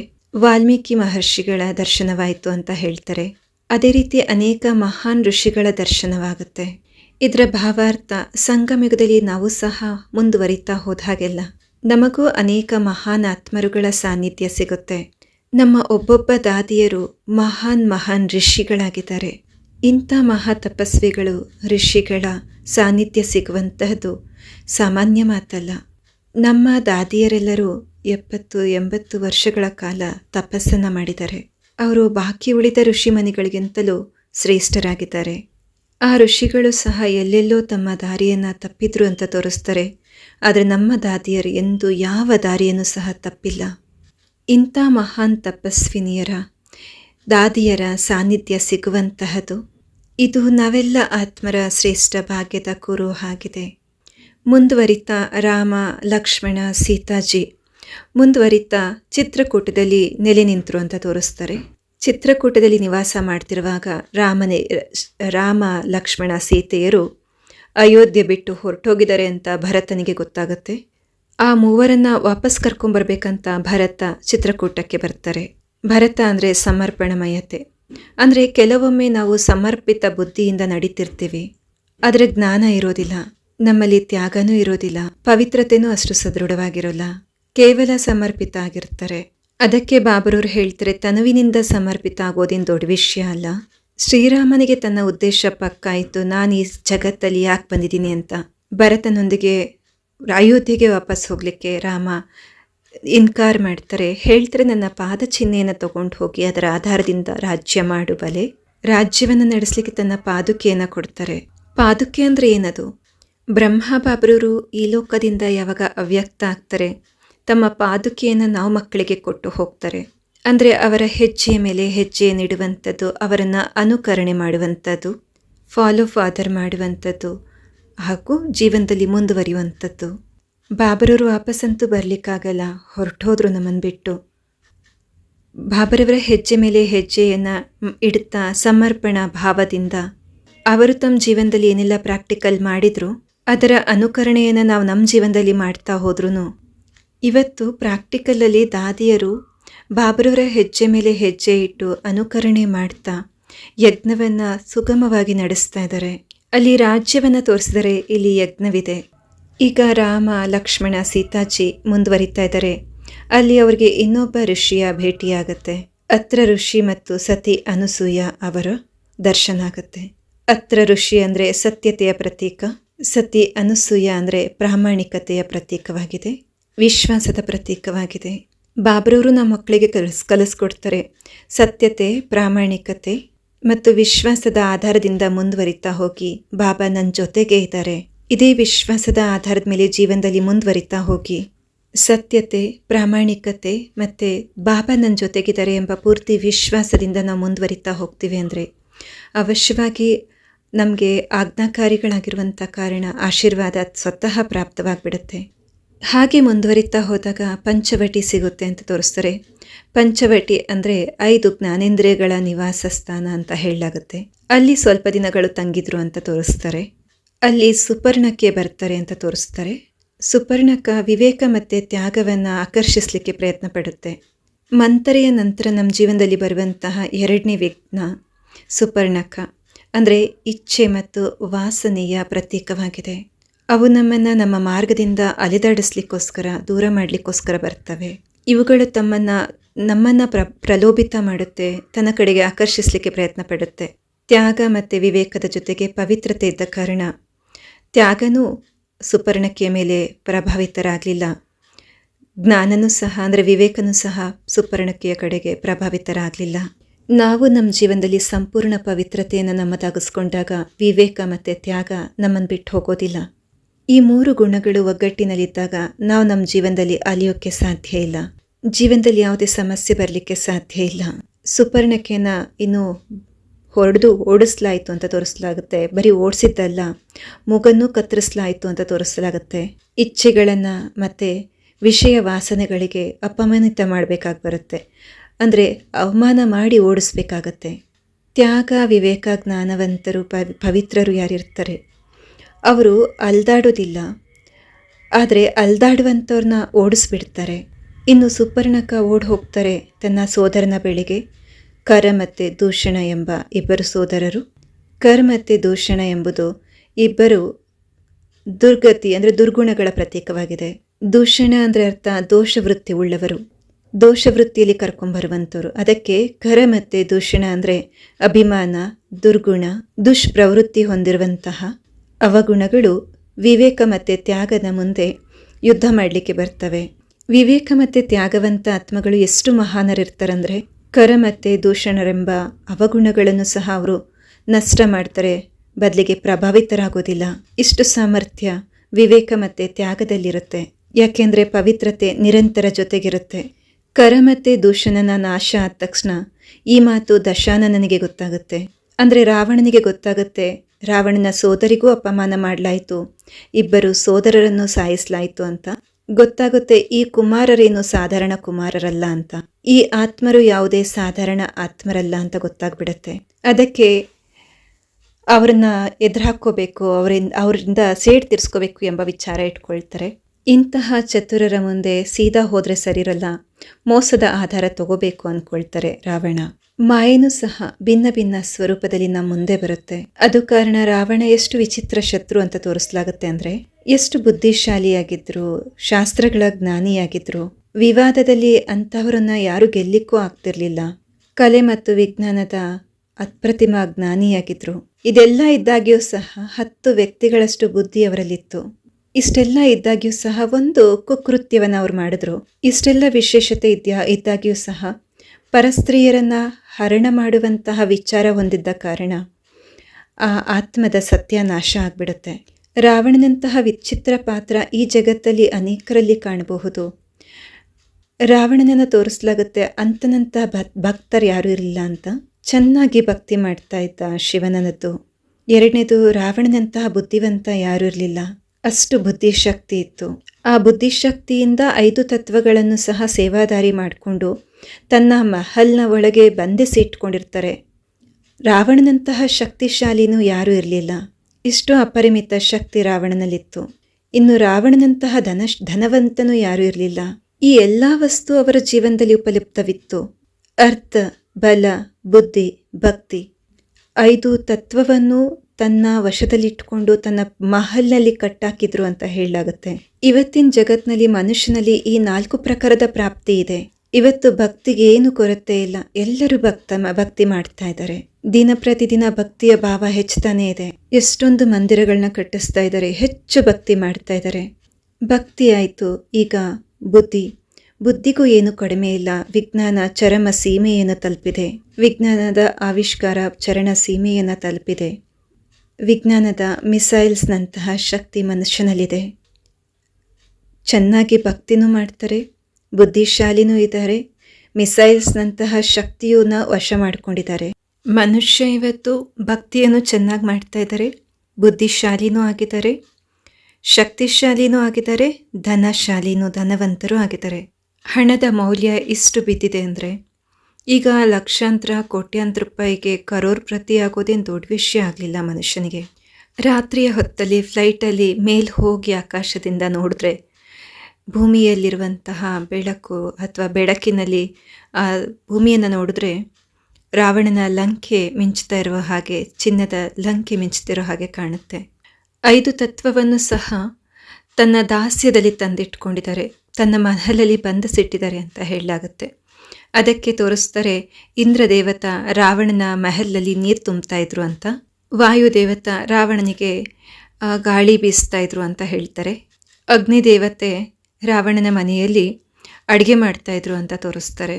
ಇವತ್ತಿನ ಜಗತ್ತಿನೊಳಗೂ ಸಹ ಮನುಷ್ಯ ತನ್ನ ಬುದ್ಧಿಯ ಶಕ್ತಿಯಿಂದ ಈ 5 ತತ್ವಗಳನ್ನು ತಮ್ಮ ಮನೆಯೊಳಗೆ ಬಂಧಿಸಿಟ್ಟಿದ್ದಾರೆ. ಗ್ಯಾಸ್ ಸ್ವಿಚ್ ಆನ್ ಮಾಡಿದ್ರೆ ಸಾಕು, ಅಗ್ನಿದೇವತಾ ಅಡುಗೆ ಮಾಡಿಕೊಡ್ತಾನೆ. ನಲ್ಲಿ ಓಪನ್ ಮಾಡಿದ್ರೆ ಸಾಕು, ಇಂದ್ರದೇವತಾ ಮನೆಯೊಳಗೆ ಬಕೆಟಿಗೆ ನೀರು ತುಂಬ್ತಾನೆ. ಫ್ಯಾನ್ನ ಸ್ವಿಚ್ ಆನ್ ಮಾಡಿದ್ರೆ ಸಾಕು, ವಾಯುದೇವತಾ ಗಾಳಿಯನ್ನು ಬೀಸಲಿಕ್ಕೆ ಶುರು ಮಾಡ್ತಾನೆ. ಇವತ್ತು ನೋಡಿ, ಪ್ರಕೃತಿಯ ಪಂಚತತ್ವಗಳನ್ನು ಮನೆಗಳಲ್ಲಿ ಬಂಧಿಸಿಟ್ಟಿದ್ದೀವಿ. ಇದು ರಾವಣನ ರಾಜ್ಯ ಅಲ್ವಾ? ಮತ್ತೆ ರಾವಣನ ಹತ್ರ ಇಷ್ಟೆಲ್ಲ ಇರುವಂತಹ ಕಾರಣ, ಇಷ್ಟು ಶಕ್ತಿಶಾಲಿಯಾಗಿರುವಂಥ ಕಾರಣ, ಸ್ವಯಂ ಪರಮಪಿತ ಪರಮಾತ್ಮನೇ ಆ ರಾವಣನ ನಾಶ ಮಾಡಲಿಕ್ಕೆ ಭೂಮಿಗೆ ಬರಬೇಕಾಗಿ ಬರುತ್ತೆ. ಇಷ್ಟೆಲ್ಲ ಶಕ್ತಿ ಇದ್ದಾಗ್ಯೂ ಸಹ ರಾವಣನೊಳಗೆ 2 ಬಲಹೀನತೆ ಇತ್ತು. ಮೊದಲನೇದಾಗಿದೆ ಅಹಂಕಾರ, ಎರಡನೇದಾಗಿದೆ ಚರಿತ್ರ ಭ್ರಷ್ಟತೆ. ಈ 2 ಬಲಹೀನತೆಯ ಕಾರಣ ಆತನ ನಾಶ ಮಾಡಲಿಕ್ಕೆ ಸ್ವಯಂ ಪರಮಾತ್ಮ ಬರಬೇಕಾಗಿ ಬಂತು.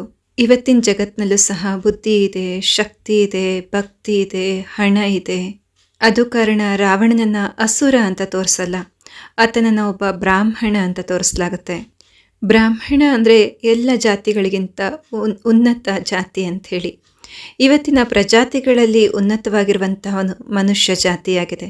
ಎಲ್ಲ ಪ್ರಜಾತಿಗಳಲ್ಲಿ ಬುದ್ಧಿವಂತ ಜಾತಿ ಮನುಷ್ಯನದು ಅಂತ ಹೇಳಲಾಗತ್ತೆ. ಇಷ್ಟು ಬುದ್ಧಿವಂತನಾಗಿದ್ರೂ ಸಹ ಚರಿತ್ರ ಭ್ರಷ್ಟತೆ ಬಂದಿರುವಂಥ ಕಾರಣ, ಅಹಂಕಾರ ಜೀವನದೊಳಗೆ ಪ್ರವೇಶ ಮಾಡಿರುವಂಥ ಕಾರಣ, ಕ್ರೋಧವು ಜೀವನದಲ್ಲಿ ಆವರಿಸ್ಕೊಂಡಿರೋ ಕಾರಣ ಇವತ್ತಿನ ಜೀವನ ಸಹ ರಾವಣನ ರಾಜ್ಯ ಆಗಿದೆ. ಇವತ್ತಿನ ಜಗತ್ತು ರಾವಣನ ರಾಜ್ಯ ಆಗಿದೆ. ಭಕ್ತಿ, ಅರ್ಥ, ಬಲ, ಬುದ್ಧಿ, ಶಕ್ತಿ ಇವೆಲ್ಲವೂ ಇದ್ದಾಗ್ಯೂ ಸಹ ಈ ಸಂಸಾರದ ವಿನಾಶ ನಿಶ್ಚಿತವಾಗಿದೆ. ಅಹಂಕಾರ ಮನುಷ್ಯನ ಸರ್ವನಾಶದ ಕಾರಣ ಅಂತ ಹೇಳಲಾಗುತ್ತೆ. ಇವತ್ತಿನ ಜಗತ್ತಿನಲ್ಲಿ ಮನುಷ್ಯನಲ್ಲಿ ಅಹಂಕಾರ ಅನ್ನುವಂಥದ್ದು ಅಷ್ಟು ಚರಣ ಸೀಮೆಯನ್ನು ತಲುಪಿಟ್ಟಿದೆ.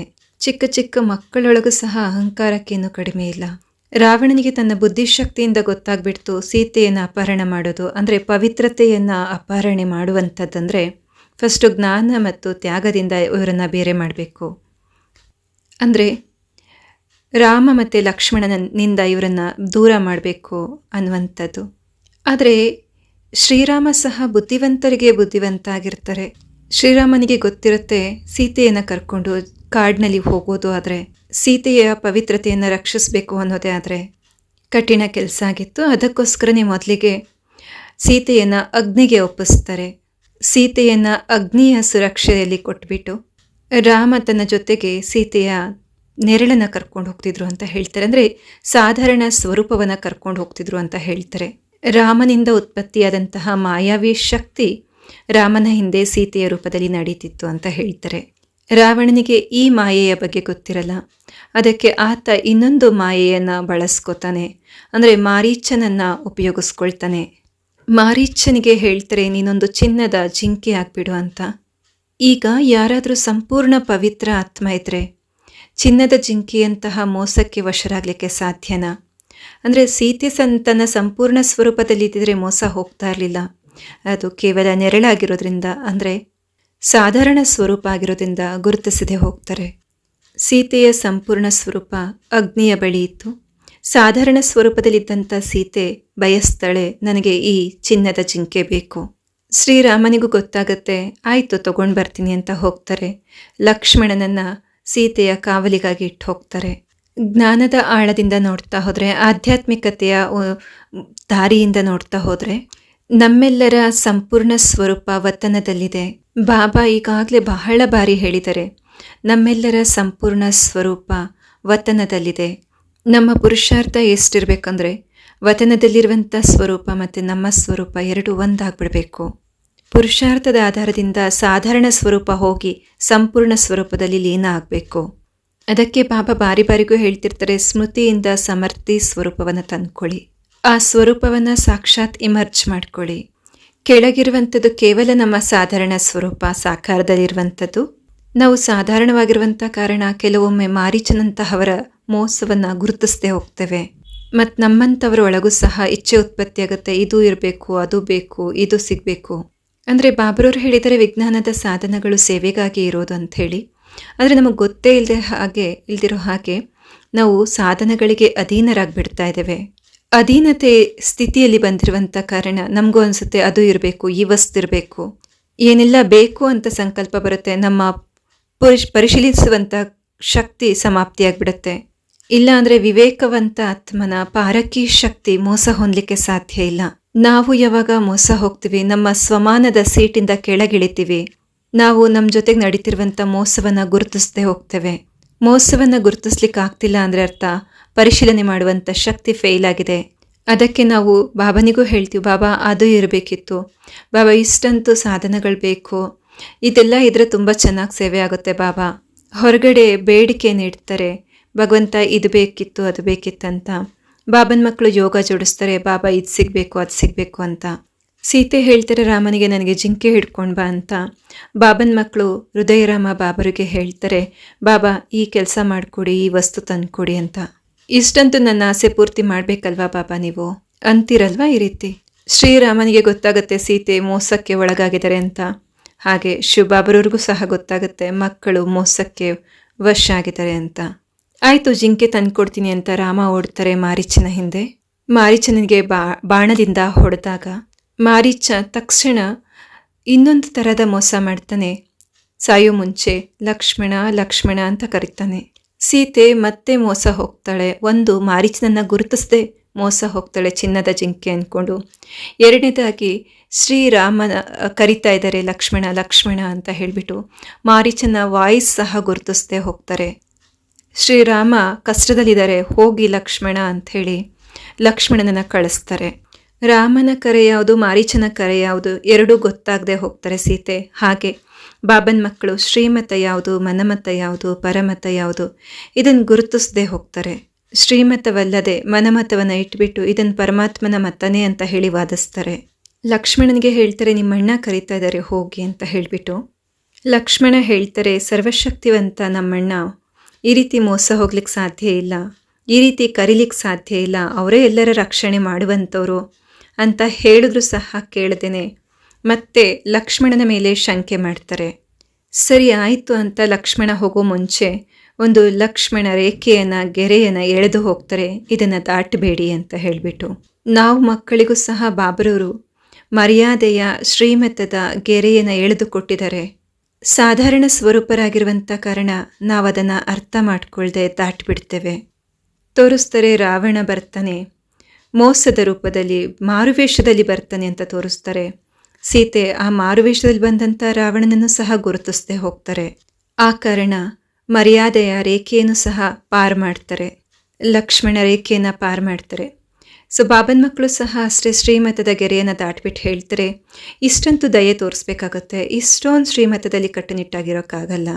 ತಮ್ಮ ಮರ್ಯಾದೆಯ ಗೆರೆಯನ್ನು ದಾಟಿ ಬೇರೆಯವ್ರ ಮೇಲೆ ದಯೆ ತೋರಿಸ್ಲಿಕ್ಕೆ ಹೋದರೆ ರಾವಣ ಅಂಥವರನ್ನು ತನ್ನ ವಶಕ್ಕೆ ತಗೊಂಡ್ಬಿಡ್ತಾನೆ. ಅದು ಕಾರಣ ಸೀತೆಯೂ ಸಹ ರಾವಣನ ವಶಕ್ಕೆ ಹೋಗ್ತಾರೆ. ರಾವಣ ಅವ್ರನ್ನ ಎತ್ಕೊಂಡು ಹೋಗ್ಬಿಡ್ತಾರೆ. ಸಾಧಾರಣ ಆತ್ಮಗಳು ಬಾರಿಗೂ ಸಿಕ್ಕಾಕೊಳ್ತಾರೆ. ಮೊದಲಿಗೆ ಭೌತಿಕವಾದದಲ್ಲಿ ಬರ್ತಾರೆ, ಅಂದರೆ ಚಿನ್ನದ ಜಿಂಕೆ ಬೇಕು ಅಂತಾರೆ. ಎರಡನೇದಾಗಿ ಮನಮತ ಯಾವುದು ಪರಮತ ಯಾವುದು ಎಂಬ ಆ ಧ್ವನಿಯನ್ನು ಸಹ ಗುರುತಿಸಿದ ಹಾಗೆ ಹೋದರು. ಮೂರನೇದಾಗಿ ತನ್ನ ರಕ್ಷಣೆಗಾಗಿ ಕಾವಲು ನಿಂತಂಥ ಲಕ್ಷ್ಮಣನ ಮೇಲೆ ಶಂಕೆ ಮಾಡ್ತಾರೆ. ನಾಲ್ಕನೇದಾಗಿ ಬಾಬ್ರವ್ರು ನಮಗೆ ಎಳೆದಂತಹ ಲಕ್ಷ್ಮಣ ರೇಖೆ ಅಂದರೆ ಶ್ರೀಮತದ ರೇಖೆಯನ್ನು ಕ್ರಾಸ್ ಮಾಡುವಂಥದ್ದು, ಅಂದರೆ ಲಕ್ಷ್ಮಣ ರೇಖೆಯನ್ನು ಕ್ರಾಸ್ ಮಾಡ್ತಾರೆ. ಐದನೇದಾಗಿ ಮಾರುವೇಷದಲ್ಲಿ ಬಂದಂತಹ ರಾವಣನನ್ನು ಗುರುತಿಸಿದ ಹಾಗೆ ರೇಖೆಯನ್ನು ದಾಟಿ ಹೊರ ಹೋಗ್ತಾರೆ. ಹೀಗೆ ಬಾರಿಗೂ ಶ್ರೀಮತವನ್ನು ಉಲ್ಲಂಘಿಸ್ತಾ ಇದ್ರೆ ಬಾಬ್ರವ್ರು ಸಹ ಏನು ಮಾಡಲಿಕ್ಕಾಗತ್ತೆ? ಅದಾಗಿಯೂ ಸಹ ಜಟಾಯು ಅಂತಹ ಪಕ್ಷಿ ಆ ಸೀತೆಗೆ ಸಹಾಯ ಮಾಡಲಿಕ್ಕೆ ಬರ್ತಾರೆ. ಆ ರೀತಿ ಬಾರಿಗೂ ಎಡುವುತ್ತಿರುವಂಥ ಆತ್ಮಗಳಿಗೆ ಸಹಾಯ ಮಾಡಲಿಕ್ಕೆ ಯಾರಾದರೂ ಆತ್ಮರು ನಿಮಿತ್ತರಾಗಿ ಬರ್ತಾರೆ. ನೀವು ಪ್ರತಿ ಬಾರಿ ಶ್ರೀಮತ ಉಲ್ಲಂಘಿಸ್ತಿದ್ದೀರಾ, ಸರಿಯಲ್ಲ ಅಂತ ಹೇಳಿದ್ರು ಸಹ ತಮ್ಮ ಪ್ರಾಣದ ಬಲಿ ಕೊಟ್ಟು ಬೇರೆಯವ್ರನ್ನ ರಕ್ಷಿಸ್ಲಿಕ್ಕೆ ಬರ್ತಾರೆ ಜಟಾಯು ಅಂತ ಪಕ್ಷಿಯಂತಹ ಆತ್ಮಗಳು. ಆದರೂ ಅಂಥವ್ರನ್ನು ತಿರಸ್ಕಾರ ಮಾಡಲಾಗತ್ತೆ, ಅವರಿಗೂ ನೋವು ಕೊಟ್ಟು ಕಳಿಸುವಂಥವ್ರಾಗ್ತಾರೆ. ಸೀತೆಯನ್ನು ವಶಪಡಿಸ್ಕೊಂಡಂಥ ರಾವಣ ಜಟಾಯು ಅಂಥವ್ರನ್ನೂ ಸಹ ದುಃಖಿಯನ್ನಾಗಿ ಮಾಡಿಬಿಡ್ತಾರೆ, ಗಾಯಾಳುವನ್ನಾಗಿ ಮಾಡಿಬಿಡ್ತಾರೆ. ಬೇರೆಯವರ ದುಃಖ ನೋವನ್ನು ಅರ್ಥ ಮಾಡಿಕೊಂಡು ಈ ಸಮಯದಲ್ಲಿ ಅವ್ರ ಜೊತೆಗೆ ಏನು ನಡೀತಿದೆ ಅಂತ ತಿಳ್ಕೊಂಡು ಸಹಾಯ ಮಾಡ್ಲಿಕ್ಕಂತ ಯಾರಾದರೂ ಹೋದರೂ ಸಹ ಅಂಥವ್ರಿಗೂ ಸಹ ಪರವಶ ಆತ್ಮರು ಏನು ಮಾಡ್ತಾರೆ? ಪರವಶರು ಅಂಥವ್ರಿಗೂ ನೋಯಿಸ್ಬಿಡ್ತಾರೆ. ಸಾಮಾನ್ಯವಾಗಿ ಅವರಿಗೆ ಗಾಯಾಳು ಮಾಡಲ್ಲ, ಭಯಂಕರವಾದಂಥ ರೂಪದಲ್ಲಿ ಅವರಿಗೆ ನೋಯಿಸ್ತಾರೆ. ಅದಕ್ಕೆ ತೋರಿಸ್ತಾರೆ ಗಾಯಾಳು ಆದ ಜಟಾಯು ಸತ್ತು ಹೋಗ್ತಾರೆ ಅಂತ. ರಾಮ ಲಕ್ಷ್ಮಣ ಹುಡುಕ್ತಾ ಕಾಡಲ್ಲಿ ಮುಂದುವರೆದ್ರೆ ಮಾರ್ಗ ಮಧ್ಯದಲ್ಲಿ ಜಟಾಯು ಸಿಗ್ತಾರೆ ಅಂತ ತೋರಿಸ್ತಾರೆ. ಜಟಾಯು ಅಂತೂ ಸತ್ತು ಹೋಗಾಗಿತ್ತು. ಅವರ ಸೂಕ್ಷ್ಮ ದೇಹ ಅಲ್ಲಿತ್ತು. ಸೂಕ್ಷ್ಮ ಶರೀರದಲ್ಲಿದ್ದಂಥ ಆತ್ಮ ಹೇಳುತ್ತೆ ರಾವಣ ಹೇಗೆ ಸೀತೆಯನ್ನು ಬಲವಂತವಾಗಿ ಎಳ್ಕೊಂಡು ಹೋಗ್ತಿರ್ತಾರೆ ಅಂತ ಹೇಳಿಬಿಟ್ಟು ನಡೆದ ಘಟನೆಗಳನ್ನು ತಿಳಿಸ್ತಾರೆ. ಶ್ರೀರಾಮ ಮತ್ತು ಲಕ್ಷ್ಮಣ ಸೀತೆಯನ್ನು ಹುಡುಕ್ತಾ ಮುಂದುವರಿತಾ ಹೋದಾಗೆ ಅವರಿಗೆ ಎದುರಾಗ್ತಾರೆ ಶಬರಿ. ಬಹಳ ಭಾವನೆಯಿಂದ ಒಂದೊಂದು ಹಣ್ಣನ್ನು ಕಚ್ಚಿ ರುಚಿ ಇದೆಯಾ, ಸಿಹಿ ಇದೆಯಾ, ಕಹಿ ಇಲ್ವಾ ಅಂತ ನೋಡಿ ಇಡ್ತಾ ಇದ್ರು. ನಿತ್ಯ ಎಲ್ಲ ಹಣ್ಣನ್ನು ಕಚ್ಚಿ ಇಟ್ಟಿರೋರು ಶ್ರೀರಾಮ ಬರ್ತಾರೆ ಇದನ್ನು ತಿಂತಾರೆ ಅಂತ. ಬಾಬ್ರವರು ಸಹ ಮುರಳಿಲಿ ಹೇಳ್ತಾರೆ, ಕೆಲವರು ಬಹಳ ಭಾವನಾ ಪ್ರಧಾನ ಆತ್ಮರಿರ್ತಾರೆ ಬಾಬನ್ ಮಕ್ಕಳು. ಅವ್ರಿಗಿನ್ನೇನು ಗೊತ್ತಾಗಲ್ಲ, ವಿವೇಕನೂ ಇಲ್ಲ, ಕಚ್ಚಿಟ್ಟ ಎಂಜಲನ್ನು ಇಡಬಾರ್ದು ಅಂತನೂ ಗೊತ್ತಾಗಲ್ಲ. ಅವರಿಗೆ ಭಾವನೆ ಕೂಡಿದಂತಹ ಸ್ಥಿತಿಯಲ್ಲಿ ಭಗವಂತನನ್ನು ಆಹ್ವಾನ ಮಾಡ್ತಿರ್ತಾರೆ. ಇನ್ನು ಭಗವಂತನು ಯಾವ ವಸ್ತುವಿನ ಹಸಿವಲ್ಲಿರ್ತಾರೆ? ಭಗವಂತನು ಭಾವನೆಯ ಹಸಿವಲ್ಲಿರ್ತಾರಲ್ವ. ಶ್ರೀರಾಮ ವಿವೇಕವಂತ ಆತ್ಮ ಆಗಿದ್ರು, ಭಾವನೆಗಳಿಗೆ ಬೆಲೆ ಕೊಡುವವರಾಗಿದ್ರು, ಅನ್ಯರ ಭಾವನೆಯನ್ನ ಅರ್ಥ ಮಾಡ್ಕೋತಿದ್ರು. ಅನೇಕ ಬಾರಿ ಗಮನಿಸ್ಬೇಕಂದ್ರೆ ಅನೇಕರಲ್ಲಿ ಜ್ಞಾನ ಅಂತೂ ಇರುತ್ತೆ, ಆಧ್ಯಾತ್ಮಿಕ ಜ್ಞಾನದ ಪ್ರವೇಶತೆ ಆಗಿರುತ್ತೆ. ಆದರೆ ಒಳಗಡೆ ಅಹಂಕಾರ ಇತ್ತು ಅಂದರೆ ಅನ್ಯರ ಭಾವನೆಗೆ ಅವರು ಬೆಲೆ ಕೊಡೋದೇ ಇಲ್ಲ. ಜೀವನದಲ್ಲಿ ಬಹಳ ದೊಡ್ಡ ತ್ಯಾಗ ಮಾಡಿರ್ತಾರೆ. ಶ್ರೀರಾಮ ಆದರೆ ಜ್ಞಾನವಂತ ಆತ್ಮ, ಶಬರಿಯ ಭಾವನೆಯನ್ನು ಅರ್ಥ ಮಾಡ್ಕೊಂಡಿದ್ರು. ಅದಕ್ಕೆ ಅವರು ಕಚ್ಚಿಟ್ಟ ಎಂಜಲು ಹಣ್ಣನ್ನು ತಗೊಂಡು ತಿಂತಾ ಇದ್ರು. ಆದರೆ ಲಕ್ಷ್ಮಣ ಎಲ್ಲವನ್ನ ತ್ಯಾಗ ಮಾಡಿದ್ರು, ಆದರೆ ಶಬರಿಯಲ್ಲಿದ್ದಂಥ ಭಾವನೆಯನ್ನ ಗುರುತಿಸದೆ ಹೋದ್ರು. ಅದಕ್ಕೆ ಅವರು ಹಣ್ಣನ್ನು ತಗೊಳ್ಳೋರು, ಆದರೆ ತಿಂತಿರ್ಲಿಲ್ಲ, ಹಿಂದಕ್ಕೆ ಬಿಸಾಕ್ಬಿಡೋರು. ಹಣ್ಣು ತಗೊಳ್ಳೋದು, ತಿಂದಾಗ ಮಾಡೋದು, ಎಸೆಯೋದು. ಅವರು ಬೇರೆಯವರ ಭಾವನೆಗೆ ಕಾಳಜಿ ಇಡ್ತಾ ಇರಲಿಲ್ಲ. ಅದಕ್ಕೆ ಬಾಬಾ ಹೇಳ್ತಾರೆ ಭಾವನೆ ಮತ್ತು ವಿವೇಕದ ಬ್ಯಾಲೆನ್ಸ್ ಬೇಕು ಲೈಫ್ನಲ್ಲಿ ಅಂತ. ಆಧ್ಯಾತ್ಮಿಕ ಮಾರ್ಗದಲ್ಲಿ ನಮ್ಮ ಜೀವನವನ್ನು ವ್ಯತೀತ ಮಾಡ್ತಿದ್ದೀವಿ ಅಂದರೆ ಅರ್ಥ ಬೇರೆಯವರ ಭಾವನೆಗೆ ಬೆಲೆ ಕೊಡೋದಿಲ್ಲ ಅಂತಲ್ಲ ಅರ್ಥ. ಅನ್ಯರ ಭಾವನೆಗೆ ಅಷ್ಟೇ ಕಾಳಜಿ ಕೊಡಬೇಕಾಗತ್ತೆ, ಅನ್ಯರಿಗೂ ಸನ್ಮಾನ ಕೊಡಬೇಕು. ಒಂದೊಂದು ಸಂಬಂಧವನ್ನು ಎಷ್ಟು ಚೆನ್ನಾಗಿ ನಿಭಾಯಿಸ್ತಾ ಹೋದ್ರು, ಪ್ರತಿಯೊಬ್ಬರ ಭಾವನೆಗೆ ಎಷ್ಟು ಬೆಲೆ ಕೊಟ್ಟರು, ಪ್ರತಿಯೊಬ್ಬ ಆತ್ಮರ ಭಾವನೆಗೆ ಬೆಲೆ ಕೊಟ್ಟರು. ಬಡವರು ಶ್ರೀಮಂತರು ಎಲ್ಲರ ಭಾವನೆಗೂ ಬೆಲೆ ಕೊಟ್ಟರು. ಆದರೆ ಲಕ್ಷ್ಮಣ ಈ ಕೆಲಸ ಮಾಡಲಿಲ್ಲ. ಕೆಲವರು ಆ ರೀತಿ ಇರ್ತಾರೆ, ತ್ಯಾಗ ಅಂತೂ ಮಾಡಿರ್ತಾರೆ ಜೀವನದಲ್ಲಿ, ಆದರೆ ಬಡವರ ಯಾವುದೇ ಚಿಕ್ಕ ಪುಟ್ಟ ವಸ್ತುವನ್ನು ನೋಡಿದ್ರೆ ನೆಗ್ಲೆಕ್ಟ್ ಮಾಡ್ತಾರೆ, ಕೇರ್ಲೆಸ್ ಮಾಡ್ತಾರೆ.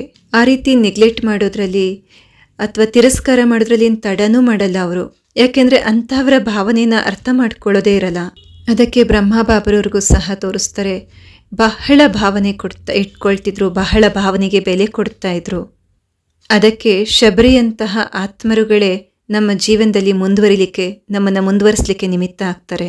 ಶಬರಿ ಹೇಳ್ತಾರೆ, ಇಲ್ಲಿಂದ ಈ ದಿಕ್ಕಲ್ಲಿ ನಡ್ಕೊಂಡು ಹೋಗಿ ಋಷಿಮುಖ ಪರ್ವತ ಸಿಗುತ್ತೆ, ಅಲ್ಲಿ ಸುಗ್ರೀವ ಮತ್ತು ಹನುಮಾನ ನಿಮಗೆ ಸಿಗ್ತಾರೆ. ಶಬರಿಯಂಥ ಆತ್ಮರು ಸಹ ಭಗವಂತನ ಕಾರ್ಯದಲ್ಲಿ ಸಹಯೋಗಿಗಳಾಗಿರ್ತಾರೆ. ಯಾವುದಾದ್ರೂ ಒಂದು ರೂಪದಲ್ಲಿ ಭಗವಂತನ ಕಾರ್ಯದಲ್ಲಿ ತಮ್ಮ ಯೋಗದಾನವನ್ನು ಕೊಟ್ಟೇ ಕೊಡ್ತಾರೆ. ಲಕ್ಷ್ಮಣ ಶಬರಿಯ ಭಾವನೆಗೆ ಬೆಲೆ ಕಟ್ಟದ ಕಾರಣ ಕೊನೆಯಲ್ಲಿ ಅವರು ಮೂರ್ಛಿತ ಆದಾಗ ಆ ಹಣ್ಣಿನಿಂದ ಬಂದಂಥ ಫಲವೇ ಸಂಜೀವಿನಿ ಮೂಲಿಕೆಯಾಗಿ ಅದನ್ನೇ ಅವರು ಸ್ವಾದ ತಗೊಂಡು ನಂತರ ಅವರು ಪ್ರಜ್ಞಾವಸ್ಥೆಗೆ ಬರ್ತಾರೆ ಅಂತ ತೋರಿಸ್ಲಾಗತ್ತೆ. ಅಂದರೆ ಒಂದಲ್ಲ ಒಂದು ರೂಪದಲ್ಲಿ ಅನ್ಯರ ಭಾವನೆಯನ್ನು ನಾವು ಸ್ವೀಕಾರ ಮಾಡಲೇಬೇಕಾಗಿ ಬರುತ್ತೆ. ಋಷಿಮುಖ ಪರ್ವತದಲ್ಲಿ ರಾಮ ಲಕ್ಷ್ಮಣನಿಗೆ ಹನುಮಾನ್ಜಿ ಸಿಗ್ತಾರೆ. ಹನುಮಾನ್ಜಿ ಅಂದರೆ ಅರ್ಥ ಅಭಿಮಾನ ಹಾಗೂ ಅನುಮಾನದ ಹನನ ಮಾಡಿರ್ತಾರೆ. ಅಭಿಮಾನ ಅನುಮಾನದ ಹರಣ ಮಾಡಿರ್ತಾರೆ. ಅವರಲ್ಲಿ ಸಾಹಸ, ನಿಸ್ವಾರ್ಥ ಸೇವಾಭಾವ ಹಾಗೂ ಸಮರ್ಪಣ ಮಯದ ಬುದ್ಧಿ ಇರುತ್ತೆ. ಅಂಥವ್ರಿಗೆ ಹೇಳಲಾಗತ್ತೆ ಅನುಮಾನ ಅಂತ. ಹನುಮಾನ್ ಪರಮಾತ್ಮ ರಾಮನೊಂದಿಗೆ ಮುರಿಯಲಾಗದಂಥ ಸಂಬಂಧ ಇರುತ್ತೆ. ಪರಮಾತ್ಮನನ್ನ ಹೃದಯಾಂತರಾಳದಲ್ಲಿ ಬಚ್ಚಿಟ್ಕೊಂಡಿರುವಂಥವರಾಗಿರ್ತಾರೆ. ಅಂಥವರು ಪರಮಾತ್ಮನ ಹೃದಯದಲ್ಲೇ ಸಮಾವೇಶ ಆಗಿರ್ತಾರೆ. ಬಾಬಾ ಅಂತ ಮಕ್ಕಳನ್ನು ಒಬಿಡಿಯೆಂಟ್ ಸರ್ವೆಂಟ್, ಆಜ್ಞಾಕಾರಿ ಮಕ್ಕಳು, ಸಾಹಸಿಗಳು, ಸಮರ್ಪಣ ಭಾವದವರು ಅಂತ ಹೇಳ್ತಾರೆ. ರಾಮ ಲಕ್ಷ್ಮಣನನ್ನ ಹನುಮಂತ ಸುಗ್ರೀವನೊಂದಿಗೆ ಭೇಟಿ ಮಾಡಿಸ್ತಾರೆ.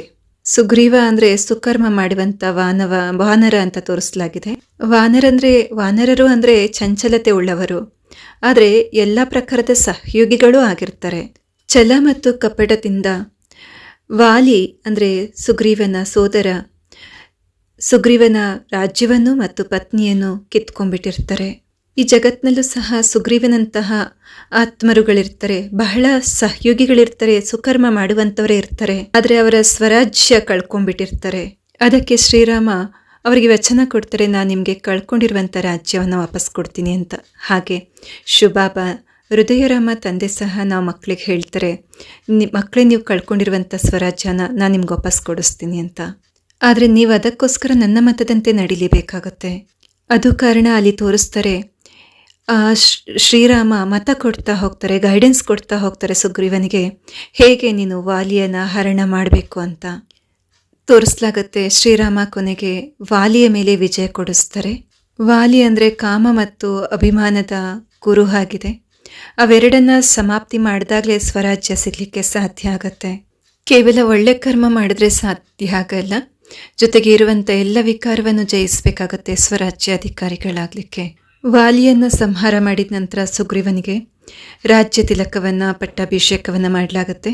ಸ್ವನಿಯಂತ್ರಣ, ಸ್ವ ಅನುಶಾಸನ, ಏಕಾಗ್ರತೆಯ ಆಧಾರದ ಮೇಲೆ ನಾವು ಮಕ್ಕಳಿಗೆ ಬಾಬರವರು ನಮ್ಮ ರಾಜ್ಯ ಕಳ್ಕೊಂಡಿರುವಂಥ ಸ್ವರಾಜ್ಯವನ್ನು, ರಾಜ್ಯ ತಿಲಕವನ್ನು, ರಾಜ್ಯ ಕಿರೀಟವನ್ನು ಕೊಡಿಸ್ತಾರೆ. ಅದೇ ತರಹ ಚಂಚಲತೆಯನ್ನು ಸಹ ಗೆಲ್ಲಬೇಕಾಗತ್ತೆ. ಅದಕ್ಕೆ ತೋರಿಸ್ತಾರೆ, ಸುಗ್ರೀವ ಯಾವಾಗ ಪಟ್ಟಾಭಿಷೇಕ ಮಾಡಿಸ್ಕೊಳ್ತಿರ್ತಾರೆ ಆಗ 5 ತತ್ವಗಳು ಸಹ ಆಶೀರ್ವಾದ ಮಾಡಲಿಕ್ಕೆ ಬಂದ್ಬಿಡ್ತವೆ ಅಂಥೇಳಿ. 5 ವಿಕಾರಗಳ ಮೇಲೆ ವಿಜಯ ಗಳಿಸಿ ಸ್ವರಾಜ್ಯ ಅಧಿಕಾರಿಗಳು ನಾವಾದರೆ ಪ್ರಕೃತಿಯ 5 ತತ್ವಗಳು ಸಹ ಸೇವಾಧಾರಿಗಳಾಗ್ಬಿಡ್ತವೆ, ನಮಗೆ ಆಶೀರ್ವಾದಿಸ್ಲಿಕ್ಕೆ ಬದ್ಧರಾಗ್ಬಿಡ್ತವೆ.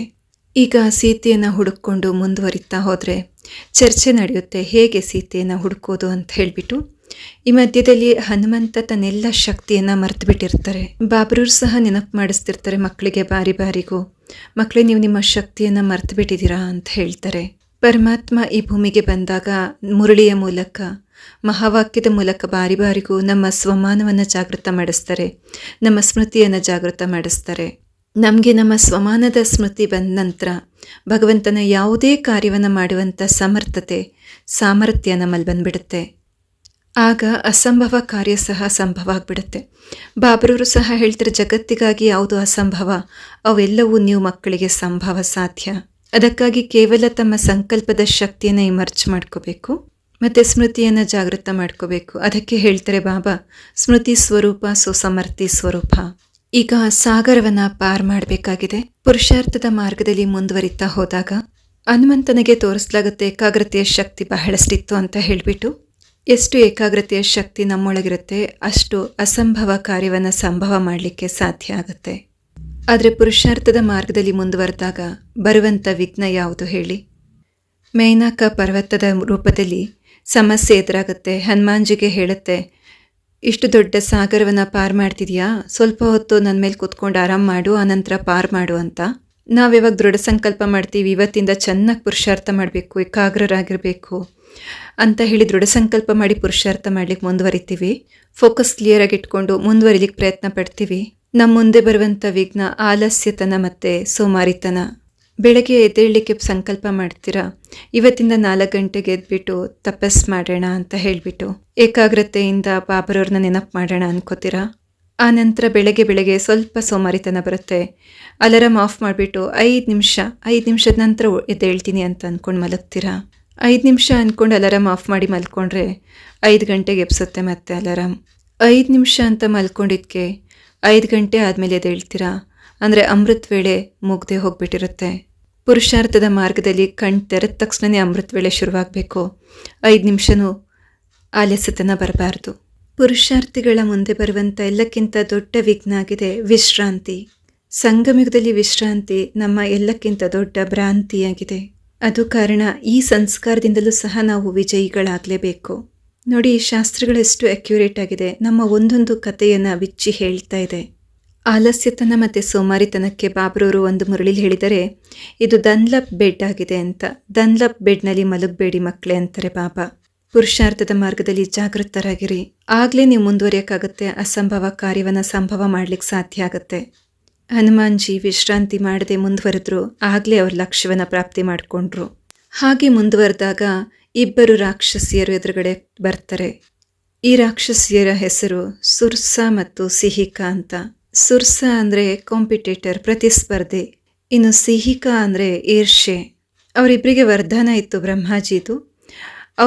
ಅವರನ್ನ ಯಾರು ಕ್ರಾಸ್ ಮಾಡದೆ ಮುಂದೆ ಹೋಗೋ ಹಾಗೆ ಇರ್ತಿರ್ಲಿಲ್ಲ. ನಮ್ಮ ಜೀವನದಲ್ಲೂ ಸಹ ನೋಡ್ತಾ ಹೋದರೆ ಪ್ರತಿಯೊಬ್ಬರ ಮುಂದೆ ಬರುವಂಥದ್ದೇನು ಪುರುಷಾರ್ಥದ ಮಾರ್ಗದಲ್ಲಿ ಕಾಂಪಿಟೇಷನ್ ಸಹ ಎದುರುಗಡೆ ಕಾಂಪಿಟೇಟರ್ಸ್ ಸಹ ಬಂದ್ಬಿಡ್ತಾರೆ. ಮತ್ತು ಈರ್ಷೆ ಮಾಡುವಂಥವ್ರು ಸಹ ಎದುರಾಗ್ತಾರೆ. ಸ್ವಲ್ಪ ಮುಂದುವರೆದ್ರೆ ಸಾಕು, ಯಾರಾದರೂ ಈರ್ಷೆ ಮಾಡೋರು ಹುಟ್ಕೋತಾರೆ. ಒಂಚೂರು ಮುಂದುವರೆದ್ರೆ ಸಾಕು, ಯಾರಾದರೂ ಕಾಂಪಿಟೇಟರ್ ಎದುರಾಗ್ಬಿಡ್ತಾರೆ. ಕಾಂಪಿಟೇಟರ್ ಮತ್ತು ಈರ್ಷೆ ಪ್ರತಿಯೊಬ್ಬರ ಮುಂದೆ ಬಂದೇ ಬರ್ತಾರೆ. ಯಾಕೆಂದರೆ ಕಾಂಪಿಟೇಟರ್ಗೆ ಮತ್ತು ಈರ್ಷೆಗೆ ವರದಾನ ಇದೆ. ಅವೆರಡನ್ನು ಪಾರು ಮಾಡಿದ ವಿನಃ ಯಾರೂ ತಮ್ಮ ಲಕ್ಷ್ಯವನ್ನು ಪಡ್ಕೊಳ್ಳಿಕ್ಕೆ ಸಾಧ್ಯ ಇಲ್ಲ ಅಂತ ವರದಾನ ಇದೆ. ಅವುಗಳನ್ನು ಕ್ರಾಸ್ ಮಾಡೋದು ಸಹ ಬಹಳ ಕಷ್ಟದ ಮಾತು. ಹನುಮಾನ್ಜಿ ಬಹಳ ವಿಶೇಷವಾಗಿ ಕ್ರಾಸ್ ಮಾಡಿದ್ರು ಅವ್ರನ್ನ ಅಂತ ತೋರಿಸ್ತಾರೆ. ಅಂದರೆ ಈರ್ಷೆ ಮಾಡೋರು ಹೊಟ್ಟೆಯೊಳಗೆ ಹೋಗಬೇಕಾಗತ್ತೆ, ಕಾಂಪಿಟೇಟರ್ನ ಎದುರಿಸ್ಬೇಕಾಗತ್ತೆ. ಅದಕ್ಕೆ ಅವ್ರ ಬಾಯಿಯೊಳಗೆ ಹೋಗಿ ಹೊರಗೆ ಬರಬೇಕಂತ ತೋರಿಸ್ತಾರೆ. ಅದಕ್ಕೆ ಹನುಮಾನ್ಜಿ ತನ್ನ ಸೂಕ್ಷ್ಮ ರೂಪವನ್ನು ಧಾರಣೆ ಮಾಡಿಕೊಳ್ತಾರೆ.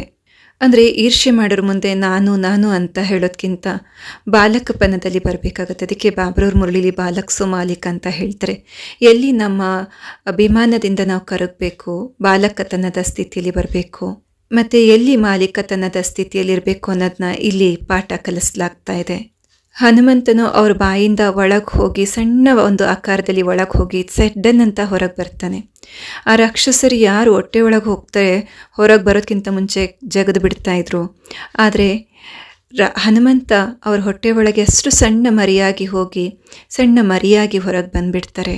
ಅದಕ್ಕೆ ನಾವು ನಮ್ಮ ಸೂಕ್ಷ್ಮ ರೂಪದ ಪುರುಷಾರ್ಥವನ್ನು ಹೆಚ್ಚಿಸ್ಕೋಬೇಕು. ಅಂದರೆ ಬಾಹ್ಯ ತೋರ್ಪಡಿಕೆಯ ಆಕಾರ ಗಾತ್ರ ಹೆಚ್ಚಿರುವಂತೆ ಯಾವತ್ತೂ ಕಾಣಿಸ್ಕೋಬಾರ್ದು.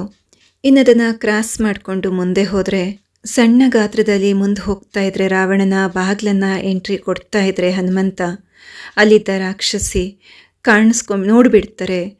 ಆಗ ಅಂದರೆ ಬಾಬಾ ಹೇಳ್ತಾರೆ, ಯಾವಾಗಲೂ ಸೂಕ್ಷ್ಮವಾಗಿರುವಂಥದ್ದು ಬಾಲಕತನ ಸ್ಥಿತಿಯೇ ನಡೆಯೋದಿಲ್ಲ ಅಂಥೇಳಿ. ಅಲ್ಲಿ ಮಾಲೀಕತನದ ಸ್ಥಿತಿಯನ್ನು ಸಹ ನಮ್ದಾಗಿಸ್ಕೋಬೇಕು. ಆಗ ರಾಕ್ಷಸಿ ನೋಡಿಬಿಡ್ತಾರೆ.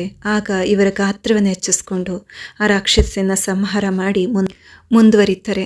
ಅಂದರೆ ಸಿರ್ಸಾ ಮತ್ತು ಶಿರಿಕಾ ಎಂಬ 2 ರಾಕ್ಷಸಿಯರನ್ನು ಸಹ ಪಾರು ಮಾಡಿ ಮುಂದೆ ಹೋಗಿ ಲಂಕೆಯ ಒಳಗೆ ನೋಡಿದ್ರೆ ಅಶೋಕವಾಟಿಕೆಯಲ್ಲಿ ಸೀತೆ ಕೂತ್ಕೊಂಡಿರ್ತಾರೆ. ಹೆಸರು ನೋಡಿ, ಅಶೋಕವಾಟಿಕೆ ಅಂತ.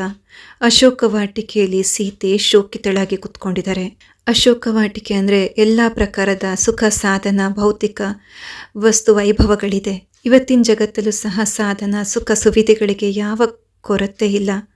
ಆದರೂ ಸಹ ಎಲ್ಲ ಆತ್ಮರ ಮನಸ್ಸಿನೊಳಗೆ ಒಂದು ಖಾಲಿತನ, ಒಂದು ಶೋಕ ಮೂಡಿದೆ. ಯಾಕೆ ಅಂದರೆ ಎಲ್ಲರೂ ಪರಮಾತ್ಮ ರಾಮನಿಂದ ದೂರ ಇದ್ದಾರೆ. ಪರಮಾತ್ಮ ರಾಮನಿಂದ ದೂರ ಇರೋದೇ ನಿರಂತರ ಶೋಕಕ್ಕೆ ಕಾರಣವಾಗಿದೆ. ತೋರಿಸ್ತಾರೆ ಸೀತೆ ಯಾವ ಸುಖವನ್ನು ಭೋಗಿಸ್ಲಿಕ್ಕೆ ಆಗ್ತಿರಲ್ಲ. ಯಾಕೆಂದರೆ ಆಕೆಗೆ ಪಶ್ಚಾತ್ತಾಪ ಆಗ್ತಿರುತ್ತೆ, ನಾನು ಈ ಮೋಸಗಳನ್ನೆಲ್ಲ ಅರಿಯದೆ ಹೋದೆ ಅಂತ. ಪಶ್ಚಾತ್ತಾಪದ ಅಗ್ನಿಯಲ್ಲಿ ಸುಟ್ಟು ಹೋಗ್ತಾ ಇರ್ತಾರೆ. ನಾವು ಯಾವಾಗ ಸಾಧಾರಣ ಸ್ವರೂಪದಲ್ಲಿ ಬಂದುಬಿಡ್ತೀವಿ, ಬಾಬ್ರವ್ರು ಸಹ ನಾವು ಮಕ್ಕಳಿಗೆ ಹೇಳ್ತಿರ್ತಾರೆ, ಮಕ್ಕಳಿಗೆ ಪ್ರಾಯಶ್ಚಿತ್ತ ಮಾಡ್ಕೊಳ್ಳಿ ಅಂಥೇಳಿ. ನೋಡಿ, ಅದೇ ತರಹ ಜಗತ್ತಿನಾದ್ಯಂತ ಇಷ್ಟು ಸುಖ ಭೌತಿಕ ಸಾಧನಗಳಿದ್ರೂ ಸಹ ನಾವದನ್ನು ಅನುಭವಿಸ್ಲಿಕ್ಕೆ ಆಗೋದಿಲ್ಲ, ಖುಷಿಯ ಅನುಭವ ಮಾಡ್ಲಿಕ್ಕಾಗೋದಿಲ್ಲ.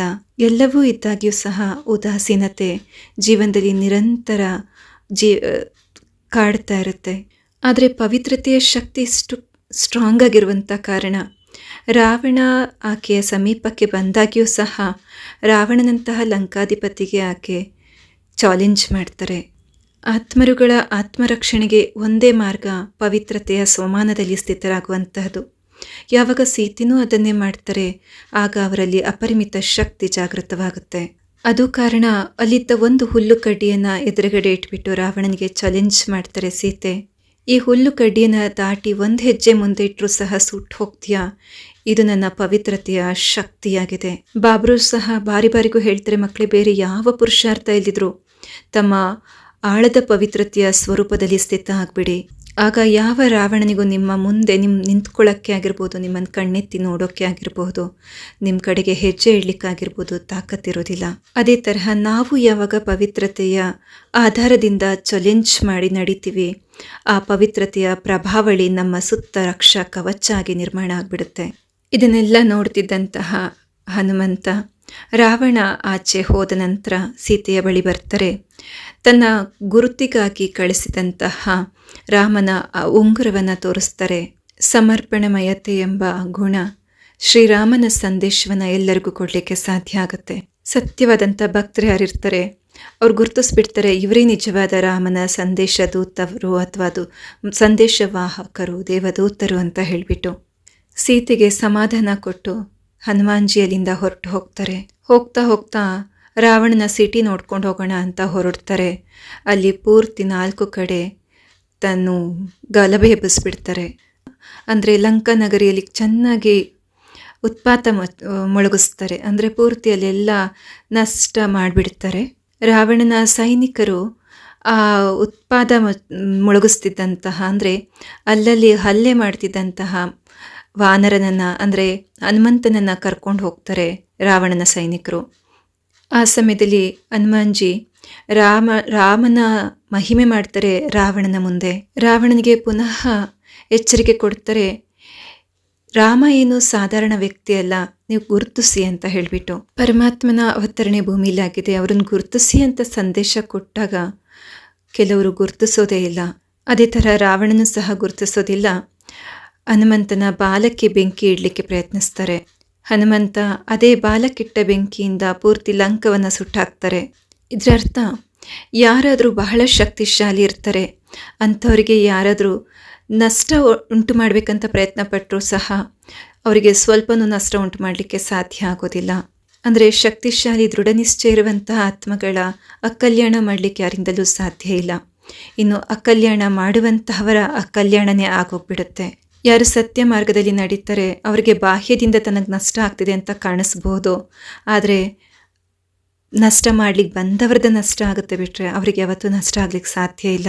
ಶ್ರೀರಾಮ ಅಂಗದನನ್ನು ದೂತ ಮಾಡಿ ಕಳಿಸಿರ್ತಾರೆ. ಇನ್ನೊಂದು ಬಾರಿ ಅಂಗದನಿಗೆ ಒಂದು ಸ್ಥಾನ ಮಾನ ಅನ್ನುವಂಥದ್ದನ್ನ ಕೊಡಬೇಕು, ಅಂಗದನಿಗೆ ಅವಮಾನ ಮಾಡಲಾಗುತ್ತೆ. ಯಾಕೆಂದರೆ ಲಂಕಾಧಿಪತಿ ರಾವಣನ ತಲೆ ಮೇಲೆ ಅಹಂಕಾರದ ಸವಾರಿಯಾಗಿರುತ್ತೆ. ಸಾಮಾನ್ಯ ದೂತನಿಗೆ ಕೊಡಬೇಕಾದಂಥ ರೆಸ್ಪೆಕ್ಟ್ ಸಹ ಕೊಡಲ್ಲ. ಅಂದರೆ ವಿವೇಕ ಸಂಪೂರ್ಣವಾಗಿ ಧ್ವಂಸವಾಗಿಬಿಡುತ್ತೆ. ಅದು ಕಾರಣ ಅಂಗದ ತನ್ನ ಬಾಲವನ್ನೇ ರಾವಣನಿಗಿಂತಲೂ ಎತ್ತರವಾದಂಥ ಆಸನ ಮಾಡಿ ಅದ್ರ ಮೇಲೆ ಕೂತ್ಕೊಳ್ತಾನೆ.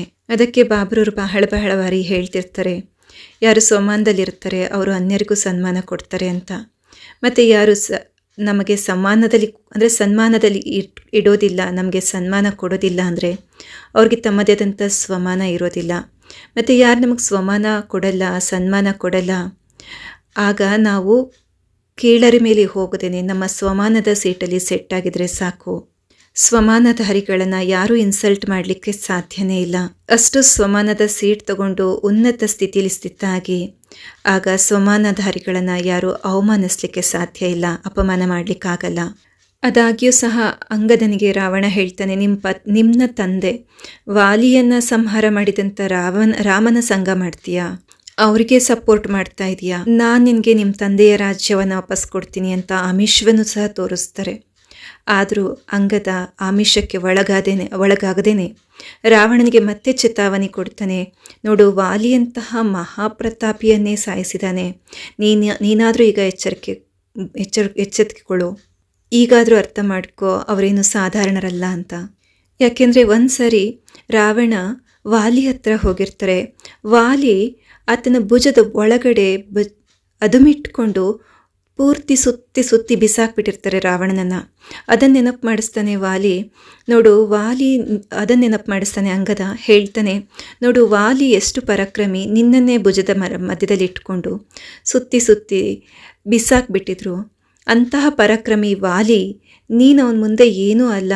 ಆದರೆ ಅಂತಹ ವಾಲಿಯನ್ನು ಸಾಯಿಸಿದವ್ರಿಗೆ ನಿನ್ನನ್ನು ಸಂಹಾರ ಮಾಡೋಕ್ಕೇನು ಟೈಮ್ ಹಿಡಿಸಲ್ಲ ಅಂದಾಗ್ಯೂ ಹೇಳ್ತಾರೆ ಅಹಂಕಾರಿ ಆತ್ಮ. ಮತ್ತಾದರೂ ಅಹಂಕಾರದಿಂದ ಕೆಳಗಿಳಿ ಅಂತ ಹೇಳಿಬಿಟ್ಟು ಇಷ್ಟು ಹೇಳ್ದಾಗ್ಯೂ ಸಹ ಅಹಂಕಾರಕ್ಕೆ ವಶವಾಗಿದ್ದಂಥ ರಾವಣ ಆ ಸಂದೇಶವನ್ನು ಗುರುತಿಸದೆ ಹೋಗ್ತಾರೆ.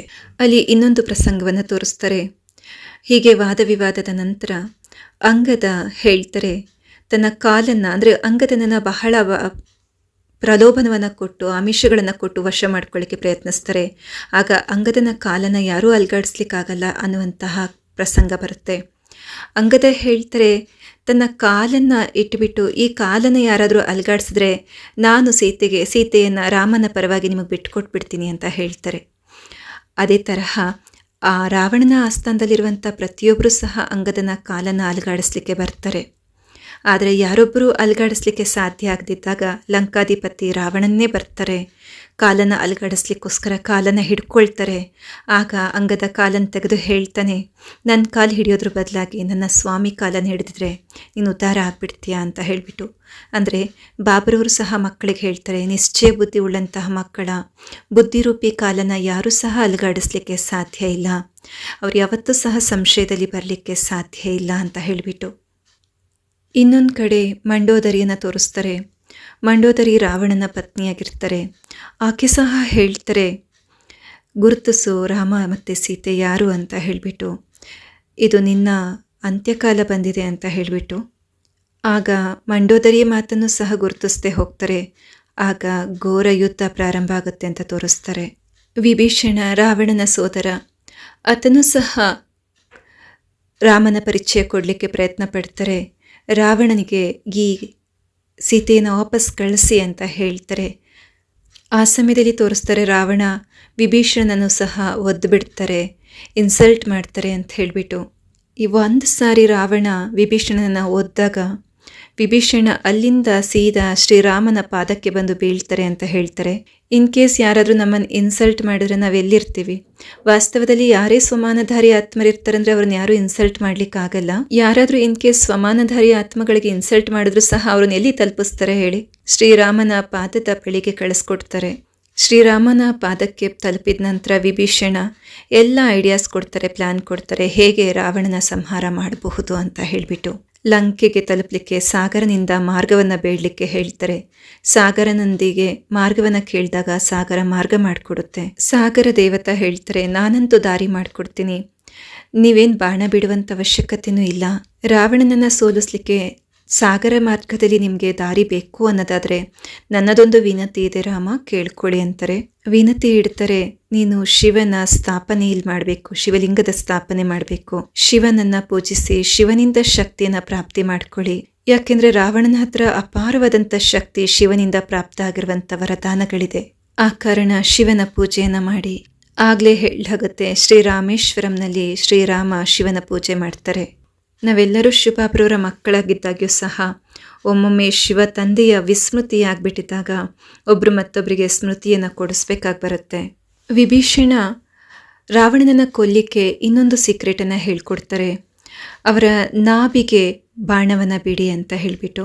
ಇದರ ಭಾವಾರ್ಥ, ನಾಭಿ ಶರೀರದ ಪೋಷಣ ಬಿಂದುವಾಗಿದೆ. ಹೊಕ್ಕಳಿನಿಂದ ಪೂರ್ತಿ ಶರೀರದ ಪೋಷಣೆ ಆಗುತ್ತೆ. ಅದೇ ತರಹ ಮನಸ್ಸು ಬುದ್ಧಿಯ ಪೋಷಣೆ ಎಲ್ಲಿಂದ ಸಿಗ್ತಿದೆ ಅಲ್ಲಿಂದನೇ ಕ್ಯಾಚ್ ಮಾಡ್ಕೋಬೇಕಾಗತ್ತೆ. ಬಾಬ್ರವ್ರು ಸಹ ಹೇಳ್ತಾರೆ, ಜ್ಞಾನದ ಶ್ರವಣ ಮಾಡ್ತಾ ಮನಸ್ಸು ಬುದ್ಧಿಯ ಮೂಲಕ ಅನ್ಯ ಆತ್ಮಗಳನ್ನು ಬಾಬ್ರವರ ಮಗುವನ್ನಾಗಿ ಮಾಡ್ಲಿಕ್ಕೆ ಸಾಧ್ಯ. ಇನ್ನು ತೋರಿಸ್ಲಾಗತ್ತೆ, ರಾವಣ ಮೃತ್ಯುಶಯದಲ್ಲಿ ಇರ್ತಾನೆ. ರಾಮ ಹೇಳ್ತಾನೆ ಲಕ್ಷ್ಮಣನಿಗೆ, ಎಂಥ ದೊಡ್ಡ ಮಹಾನ್ ವಿಭೂತಿ ಇವತ್ತು ಜಗತ್ತನ್ನು ಬಿಟ್ಟು ಹೋಗ್ತಾ ಇದ್ದಾರೆ. ಆ ರಾವಣನ ಬಳಿ ಅನುಭವದ ಖಜಾನೆ ಬಹಳಷ್ಟಿದೆ. ಹೋಗು ಲಕ್ಷ್ಮಣ, ರಾವಣನಿಂದ ಸ್ವಲ್ಪ ಜ್ಞಾನ ಪ್ರಾಪ್ತಿ ಮಾಡ್ಕೊಂಬ ಅಂತ ಕಳಿಸ್ತಾರೆ. ಲಕ್ಷ್ಮಣ ಅಂದ್ಕೊಳ್ತಾರೆ ಮನಸ್ಸಿನಲ್ಲಿ, ಇವನೇ ಸಾಯ್ತದಾನೆ ರಾವಣ, ಈತ ನನಗೆ ಏನು ಜ್ಞಾನ ಕೊಡಲಿಕ್ಕೆ ಸಾಧ್ಯ ಅಂತ. ಇನ್ನು ರಾಮನ ಆಜ್ಞೆ ಆಗಿರೋ ಕಾರಣ ಡಿಸ್ರಿಗಾರ್ಡ್ ಮಾಡಲಿಕ್ಕೆ ಸಾಧ್ಯ ಇಲ್ಲ. ಲಕ್ಷ್ಮಣ ಹೋಗಿ ರಾವಣನ ತಲೆ ಹತ್ರ ನಿಂತ್ಕೊಂಡು ಕೇಳ್ತಾರೆ, ಹೇ ರಾವಣ, ನಿಮ್ಮ ಅನುಭವದ ಖಜಾನೆಯಿಂದ ನಾನು ಲಕ್ಷ್ಮಣನಿಗೆ ಸ್ವಲ್ಪ ಜ್ಞಾನ ಕೊಡಿ ಅಂತ ಹೇಳ್ತಾರೆ. ಆಗ ರಾವಣ ಏನೂ ಮಾತಾಡೋದೇ ಇಲ್ಲ, ಮೌನವಾಗಿರ್ತಾನೆ ಅಂತ ತೋರಿಸ್ತಾರೆ. ಲಕ್ಷ್ಮಣ ನಗ್ತಾ ನಗ್ತಾ ವಾಪಸ್ ಬರ್ತಾರೆ. ಅಣ್ಣನಿಗೆ ಹೇಳ್ತಾರೆ ರಾಮನಿಗೆ, ರಾವಣನ ಹತ್ರ ಏನಾದರೂ ಇದ್ರೆ ಅಲ್ವಾ ಕೊಡಲಿಕ್ಕೆ ಅಂತ ಹೇಳಿಬಿಟ್ಟು. ಅವ್ರ ಹತ್ರ ಏನೂ ಇಲ್ವೇ ಇಲ್ಲ, ಈಗ ಏನು ಕೊಡ್ತಾರೆ ನನಗೆ? ಆಗ ರಾಮ ಕೇಳ್ತಾರೆ, ಎಲ್ಲಿ ನಿಂತ್ಕೊಂಡಿದ್ದೆ ನೀನು ಅಂತ. ಆಗ ಲಕ್ಷ್ಮಣ ಹೇಳ್ತಾರೆ, ಶಿರದ ಬಳಿ ನಿಂತಿದ್ದೆ ಅಂತ. ಆಗ ರಾಮ ಹೇಳ್ತಾರೆ, ಯಾರಿಂದಲೇ ಜ್ಞಾನದ ಪ್ರಾಪ್ತಿ ಮಾಡ್ಕೋಬೇಕಾದ್ರೆ ನಮ್ರತೆಯ ಅವಶ್ಯಕತೆ ಇದೆ. ಅದಕ್ಕೆ ರಾಮ ಹೇಳ್ತಾರೆ, ಹೋಗಿ ನಿರ್ಮಾಣರಾಗಿ ಕಾಲಿನ ಬಳಿ ನಿಂತು ಕೈ ಜೋಡಿಸಿ ಪ್ರಾರ್ಥನೆ ಮಾಡಿ ಕೇಳಿ, ಆಗ ಅವ್ರ ಹತ್ರ ತುಂಬ ಇದೆ ಕೊಡ್ಲಿಕ್ಕೆ, ನಿನಗೆ ಅವಶ್ಯವಾಗಿ ಕೊಡ್ತಾರೆ. ಲಕ್ಷ್ಮಣನಿಗೂ ಅನ್ಸುತ್ತೆ, ಹೌದು ನಾನು ತುಂಬಾ ಅಭಿಮಾನ ಮಾಡಿದೆ ಅಂತ. ಬಾಬಾ ಸಹ ಹೇಳ್ತಾರೆ, ಪ್ರತಿಯೊಬ್ಬ ಮಕ್ಕಳಿಂದ ಕಲಿಯುವಂಥದ್ದಿದೆ ಅಂತ. ಯಾರಿಂದಲೂ ಕಲಿಯೋಕೆ ಸಿಗೋದೇ ಇಲ್ಲ ಅನ್ನುವಂತಹ ಯಾವ ಮಕ್ಕಳು ಇಲ್ಲ. ಪ್ರತಿಯೊಬ್ಬರಲ್ಲಿ ವಿಶೇಷತೆ ಇದ್ದೇ ಇದೆ. ಅಭಿಮಾನ ಬರಬಾರ್ದು, ಇವರು ನಮಗೇನು ಕಲಿಸ್ಕೊಡ್ತಾರೆ ಅಂತ. ಜೀವನ ಪರ್ಯಂತ ಪರವಶರಾಗಿದ್ರು, ಅಧೀನರಾಗಿದ್ದಂಥವ್ರು ನಮಗೇನು ಕಲಿಸ್ಕೊಡ್ತಾರೆ ಅಂತ ಅಂದ್ಕೊಳ್ಳೋದು ಬೇಡ. ಎಲ್ಲರಲ್ಲಿ ಒಂದಲ್ಲ ಒಂದು ಅನುಭವದ ಖಜಾನೆ ಇದ್ದೇ ಇರುತ್ತೆ. ಯಾರು ನಮ್ಗೇನು ಕಲ್ಸಕ್ಕಾಗಲ್ಲ ಎಂಬ ಅಭಿಮಾನನೂ ಇಟ್ಕೋಬಾರ್ದು, ನಮ್ರತೆ ಇಟ್ಕೋಬೇಕು. ಈಗ ಲಕ್ಷ್ಮಣ ಹೋಗ್ತಾರೆ, ಕಾಲ ಹತ್ರ ನಿಂತ್ಕೊಂಡು ಕೈ ಜೋಡಿಸಿ ಕೇಳ್ತಾರೆ. ಈಗ ಹೇಳ್ತಾರೆ, ಹೇ ಲಂಕಾಧಿಪತಿ, ಈಗ ನಿಮ್ಮ ಹತ್ರ ಏನೆಲ್ಲ ಅನುಭವದ ಖಜಾನೆ ಇದೆ ಅದನ್ನು ನನಗೆ ದಯವಿಟ್ಟು ಕೊಡಿ ಅಂತ. ಆಗ ರಾವಣ ಅವರಿಗೆ 3 ಶಿಕ್ಷಣವನ್ನು ಕೊಡ್ತಾರೆ. ಪ್ರಥಮ ಶಿಕ್ಷಣ ಕೊಡ್ತಾರೆ, ಸದಾ ನಮ್ಮ ಹಿತೈಷಿಗಳ ಮಾತುಗಳನ್ನು ಕೇಳಬೇಕು ಅಂತ. ಜೀವನದಲ್ಲಿ ನಾನು ಮಾಡಿದ ತಪ್ಪೇನಂತಂದರೆ, ನಾನು ನನ್ನ ಹಿತೈಷಿಗಳನ್ನು ಕಾಲಲ್ಲೊದ್ದೆ, ಅದಕ್ಕೆ ನನ್ನ ಗತಿ ಈ ರೀತಿಯಾಗಿದೆ. ನನ್ನ ಶುಭಚಿಂತಕ ನನ್ನ ತಾತ, ಅವ್ರನ್ನ ನಾನು ದೂರ ಮಾಡಿಕೊಂಡೆ. ವಿಭೀಷಣ ನನ್ನ ಶುಭಚಿಂತಕ, ಅವರನ್ನು ಕಾಲಲ್ಲೊದ್ದೆ. ಮಂಡೋದರಿಯ ಮಾತನ್ನು ಸಹ ನೆಗ್ಲೆಕ್ಟ್ ಮಾಡಿದೆ. ಆದರೆ ಯಾರು ನನ್ನನ್ನು ಹೊಗಳುತ್ತಾ ಇದ್ರು ಅಂಥವರ ಮಾತನ್ನು ಕೇಳ್ತಾ ಇದ್ದೆ. ದರ್ಬಾರ್ನಲ್ಲಿ ನನ್ನನ್ನು ಹೊಗಳುತ್ತಿದ್ದಂಥ ಹೊಗಳುಭಟ್ಟರ ಮಾತನ್ನು ಕೇಳಿದೆ. ತಮ್ಮ ಹಿತೈಷಿಗಳ ಮಾತನ್ನು ನೆಗ್ಲೆಕ್ಟ್ ಮಾಡಬೇಡಿ. ಕಹಿ ಅನಿಸಿದ್ರು ಹಿತೈಷಿಗಳ ಮಾತನ್ನು ಅವಶ್ಯವಾಗಿ ಕೇಳಬೇಕು. ಹಿತೈಷಿಗಳು ಯಾವತ್ತೂ ಸಹ ತಪ್ಪು ಮಾರ್ಗ ಹೇಳಿಕ್ಕೆ ಸಾಧ್ಯನೇ ಇಲ್ಲ. ಎರಡನೇದಾಗಿ, ಎದುರುಗಡೆ ಇರುವಂಥವ್ರನ್ನ ಯಾವತ್ತೂ ಸಹ ಬಲಹೀನ ಅಂತ ಅಂದ್ಕೋಬಾರ್ದು. ನಾನು ಯಾವಾಗಲೂ ಅಂದ್ಕೊಂಡೆ, ರಾಮ ಲಕ್ಷ್ಮಣ ಇಬ್ಬರು ಸಣ್ಣ ಸಣ್ಣ ಬಾಲಕರಲ್ವ, ಅವರೇನು ನನಗೆ ಕೆಡಕು ಮಾಡ್ಲಿಕ್ಕೆ ಸಾಧ್ಯ ಆಗತ್ತೆ ಅಂದ್ಕೊಂಡೆ. ನಾನು ಇದೇ ತಪ್ಪನ್ನು ಮಾಡಿದ್ದು, ನಿಮ್ಮನ್ನು ಸಾಧಾರಣ ಅಂತ ಅಂದ್ಕೊಂಡೆ. ಸಾಧಾರಣ ಅಂದ್ಕೊಂಡಿದ್ದ ಕಾರಣ ರಾಮ ಲಕ್ಷ್ಮಣರ ಶಕ್ತಿಯ ಪರಿಚಯ ನನಗಿರಲಿಲ್ಲ. ಯುದ್ಧದ ಮುಂಚೆ ಸೈನಿಕರಿಗೆ ಹೇಳಲಾಗತ್ತೆ, ನಿಮ್ಮ ಶಕ್ತಿನೂ ಗುರುತಿಸಿ, ಎದುರುಗಡೆ ಇರುವಂಥವರ ಶಕ್ತಿನೂ ಗುರುತಿಸಿ ಅಂತ. ಯಾರನ್ನು ಸಾಧಾರಣ ಅಂದ್ಕೊಳ್ತೀವಿ ಅವರೇ ಎದುರಾಳಿಯಾಗಿ ಬಂದು ನಿಂತ್ಕೋಬೋದು, ಹೇಳಲಿಕ್ಕಾಗಲ್ಲ. ಯಾವುದೇ ಶುಭ ಸಂಕಲ್ಪ ಬಂದರೆ ಅದನ್ನು ಪೋಸ್ಟ್ಪೋನ್ ಮಾಡಬೇಡಿ ಅಂತ. ಇದು 3ನೇ ಶಿಕ್ಷಣ ಆಗಿದೆ. ಹೇಳ್ತಾರೆ, ನನಗೆ ಯಾವಾಗಲೂ ಸೀತೆಯನ್ನು ಮುಕ್ತ ಮಾಡಬೇಕು ಅಂತ ಅನ್ನಿಸ್ತಿತ್ತು, ಅಂದರೆ ಬಿಡುಗಡೆ ಮಾಡಬೇಕು ಅಂತ ಅನ್ನಿಸ್ತಿತ್ತು. ಆದರೆ ನಾನು ಅದನ್ನು ಪೋಸ್ಟ್ಪೋನ್ ಮಾಡ್ತಾ ಇದ್ದೆ. ಯಾವಾಗೆಲ್ಲ ನನ್ನ ಹಿತೈಷಿಗಳು ನನಗೆ ಹೇಳ್ಕೊಡ್ತಾ ಇದ್ರು, ಆವಾಗ ನನಗೆ ಅನ್ನಿಸ್ತಿತ್ತು, ಆಯಿತು ಬಿಟ್ಬಿಡೋಣ, ಸೀತೆಯನ್ನು ಬಿಡುಗಡೆ ಮಾಡಿಬಿಡೋಣ ಅನ್ನಿಸ್ತಿತ್ತು. ಆದರೆ ಅಂದ್ಕೊಳ್ತಿದ್ದೆ, ಇವತ್ತು ಬೇಡ ನಾಳೆ ಮಾಡೋಣ ಅಂಥೇಳಿ. ಹಾಗೆ ಬಾಬ್ರವ್ರು ಸಹ ಹೇಳ್ತಾರೆ, ಯಾವುದೇ ಶುಭ ಸಂಕಲ್ಪ, ಸೇವೆ ಬಗ್ಗೆ ಆಗಿರ್ಬೋದು, ಪುರುಷಾರ್ಥದ ಬಗ್ಗೆ ಆಗಿರ್ಬೋದು, ಸ್ವೋನ್ನತಿಯ ಬಗ್ಗೆ ಆಗಿರ್ಬೋದು, ಶುಭ ಸಂಕಲ್ಪ ಬಂದ ತಕ್ಷಣ ತಡ ಮಾಡಬೇಡಿ, ತಕ್ಷಣ ಮಾಡಿ. ದಶಾನನ ಸಹ ಹೇಳ್ತಾಯಿದ್ರು, ನಾಳೆ ಬಿಟ್ಬಿಡೋಣ ಅಂತ ಹೇಳಿಬಿಟ್ಟು. ನಾಳೆ ಅನ್ನುವಂಥದ್ದು ಬರೋದೇ ಇಲ್ಲ. ಬಾಬ್ರವ್ರು ಸಹ ಹೇಳ್ತಾರೆ, ಅಂತ ನಾಳೆ ಅನ್ನುವಂಥದ್ದು ಬರೋದೇ ಇಲ್ಲ. ಅದಕ್ಕೆ ಬಾಬ್ರವ್ರು ಹೇಳ್ತಾರೆ, ತುರ್ತು ದಾನ ಮಹಾಪುಣ್ಯ ಅಂತ. ಯಾವ ಸಮಯದಲ್ಲಿ ಯಾವ ಸಂಕಲ್ಪ ಬರುತ್ತೆ ಅದನ್ನು ಇಮಿಡಿಯೇಟಾಗಿ ಕಾರ್ಯದಲ್ಲಿ ತರಬೇಕು. ನಾಳೆಗೆ ಕೊಡಬೇಡಿ, ನಾಳೆಯ ಕೈಲಿ ಕೊಡಬೇಡಿ. ನಾಳೆ ಅನ್ನುವಂಥದ್ದು ಯಾವತ್ತೂ ಬರೋದೇ ಇಲ್ಲ. ಮಾಯಿನೂ ಸಹ ಬಹಳ ಬಾರಿ ನಮಗೆ ಶಿಕ್ಷಣ ಕೊಟ್ಟು ಹೋಗುತ್ತೆ, ನಮ್ಮನ್ನು ಅನುಭವಿ ಮಾಡಿ ಹೋಗುತ್ತೆ. ಅದಕ್ಕೆ ತೋರಿಸ್ತಾರೆ, ರಾವಣ ಸಹ ಲಕ್ಷ್ಮಣನಿಗೆ ಶಿಕ್ಷಣ ಕೊಟ್ಟು ಅನುಭವಿ ಮಾಡಿ ಹೋದರು ಅಂತ ಹೇಳಿಬಿಟ್ಟು. ಈ ಪ್ರಕಾರದಲ್ಲಿ ನೋಡ್ತಾ ಹೋದಾಗ ರಾಮಾಯಣ ನಾವೆಲ್ಲ ಆತ್ಮರ ಪ್ರಯಾಣವಾಗಿದೆ, ಬೇರೆ ಯಾರ್ದೂ ಅಲ್ಲ. ಒಳ್ಳೆಯದು. ಓಂ ಶಾಂತಿ.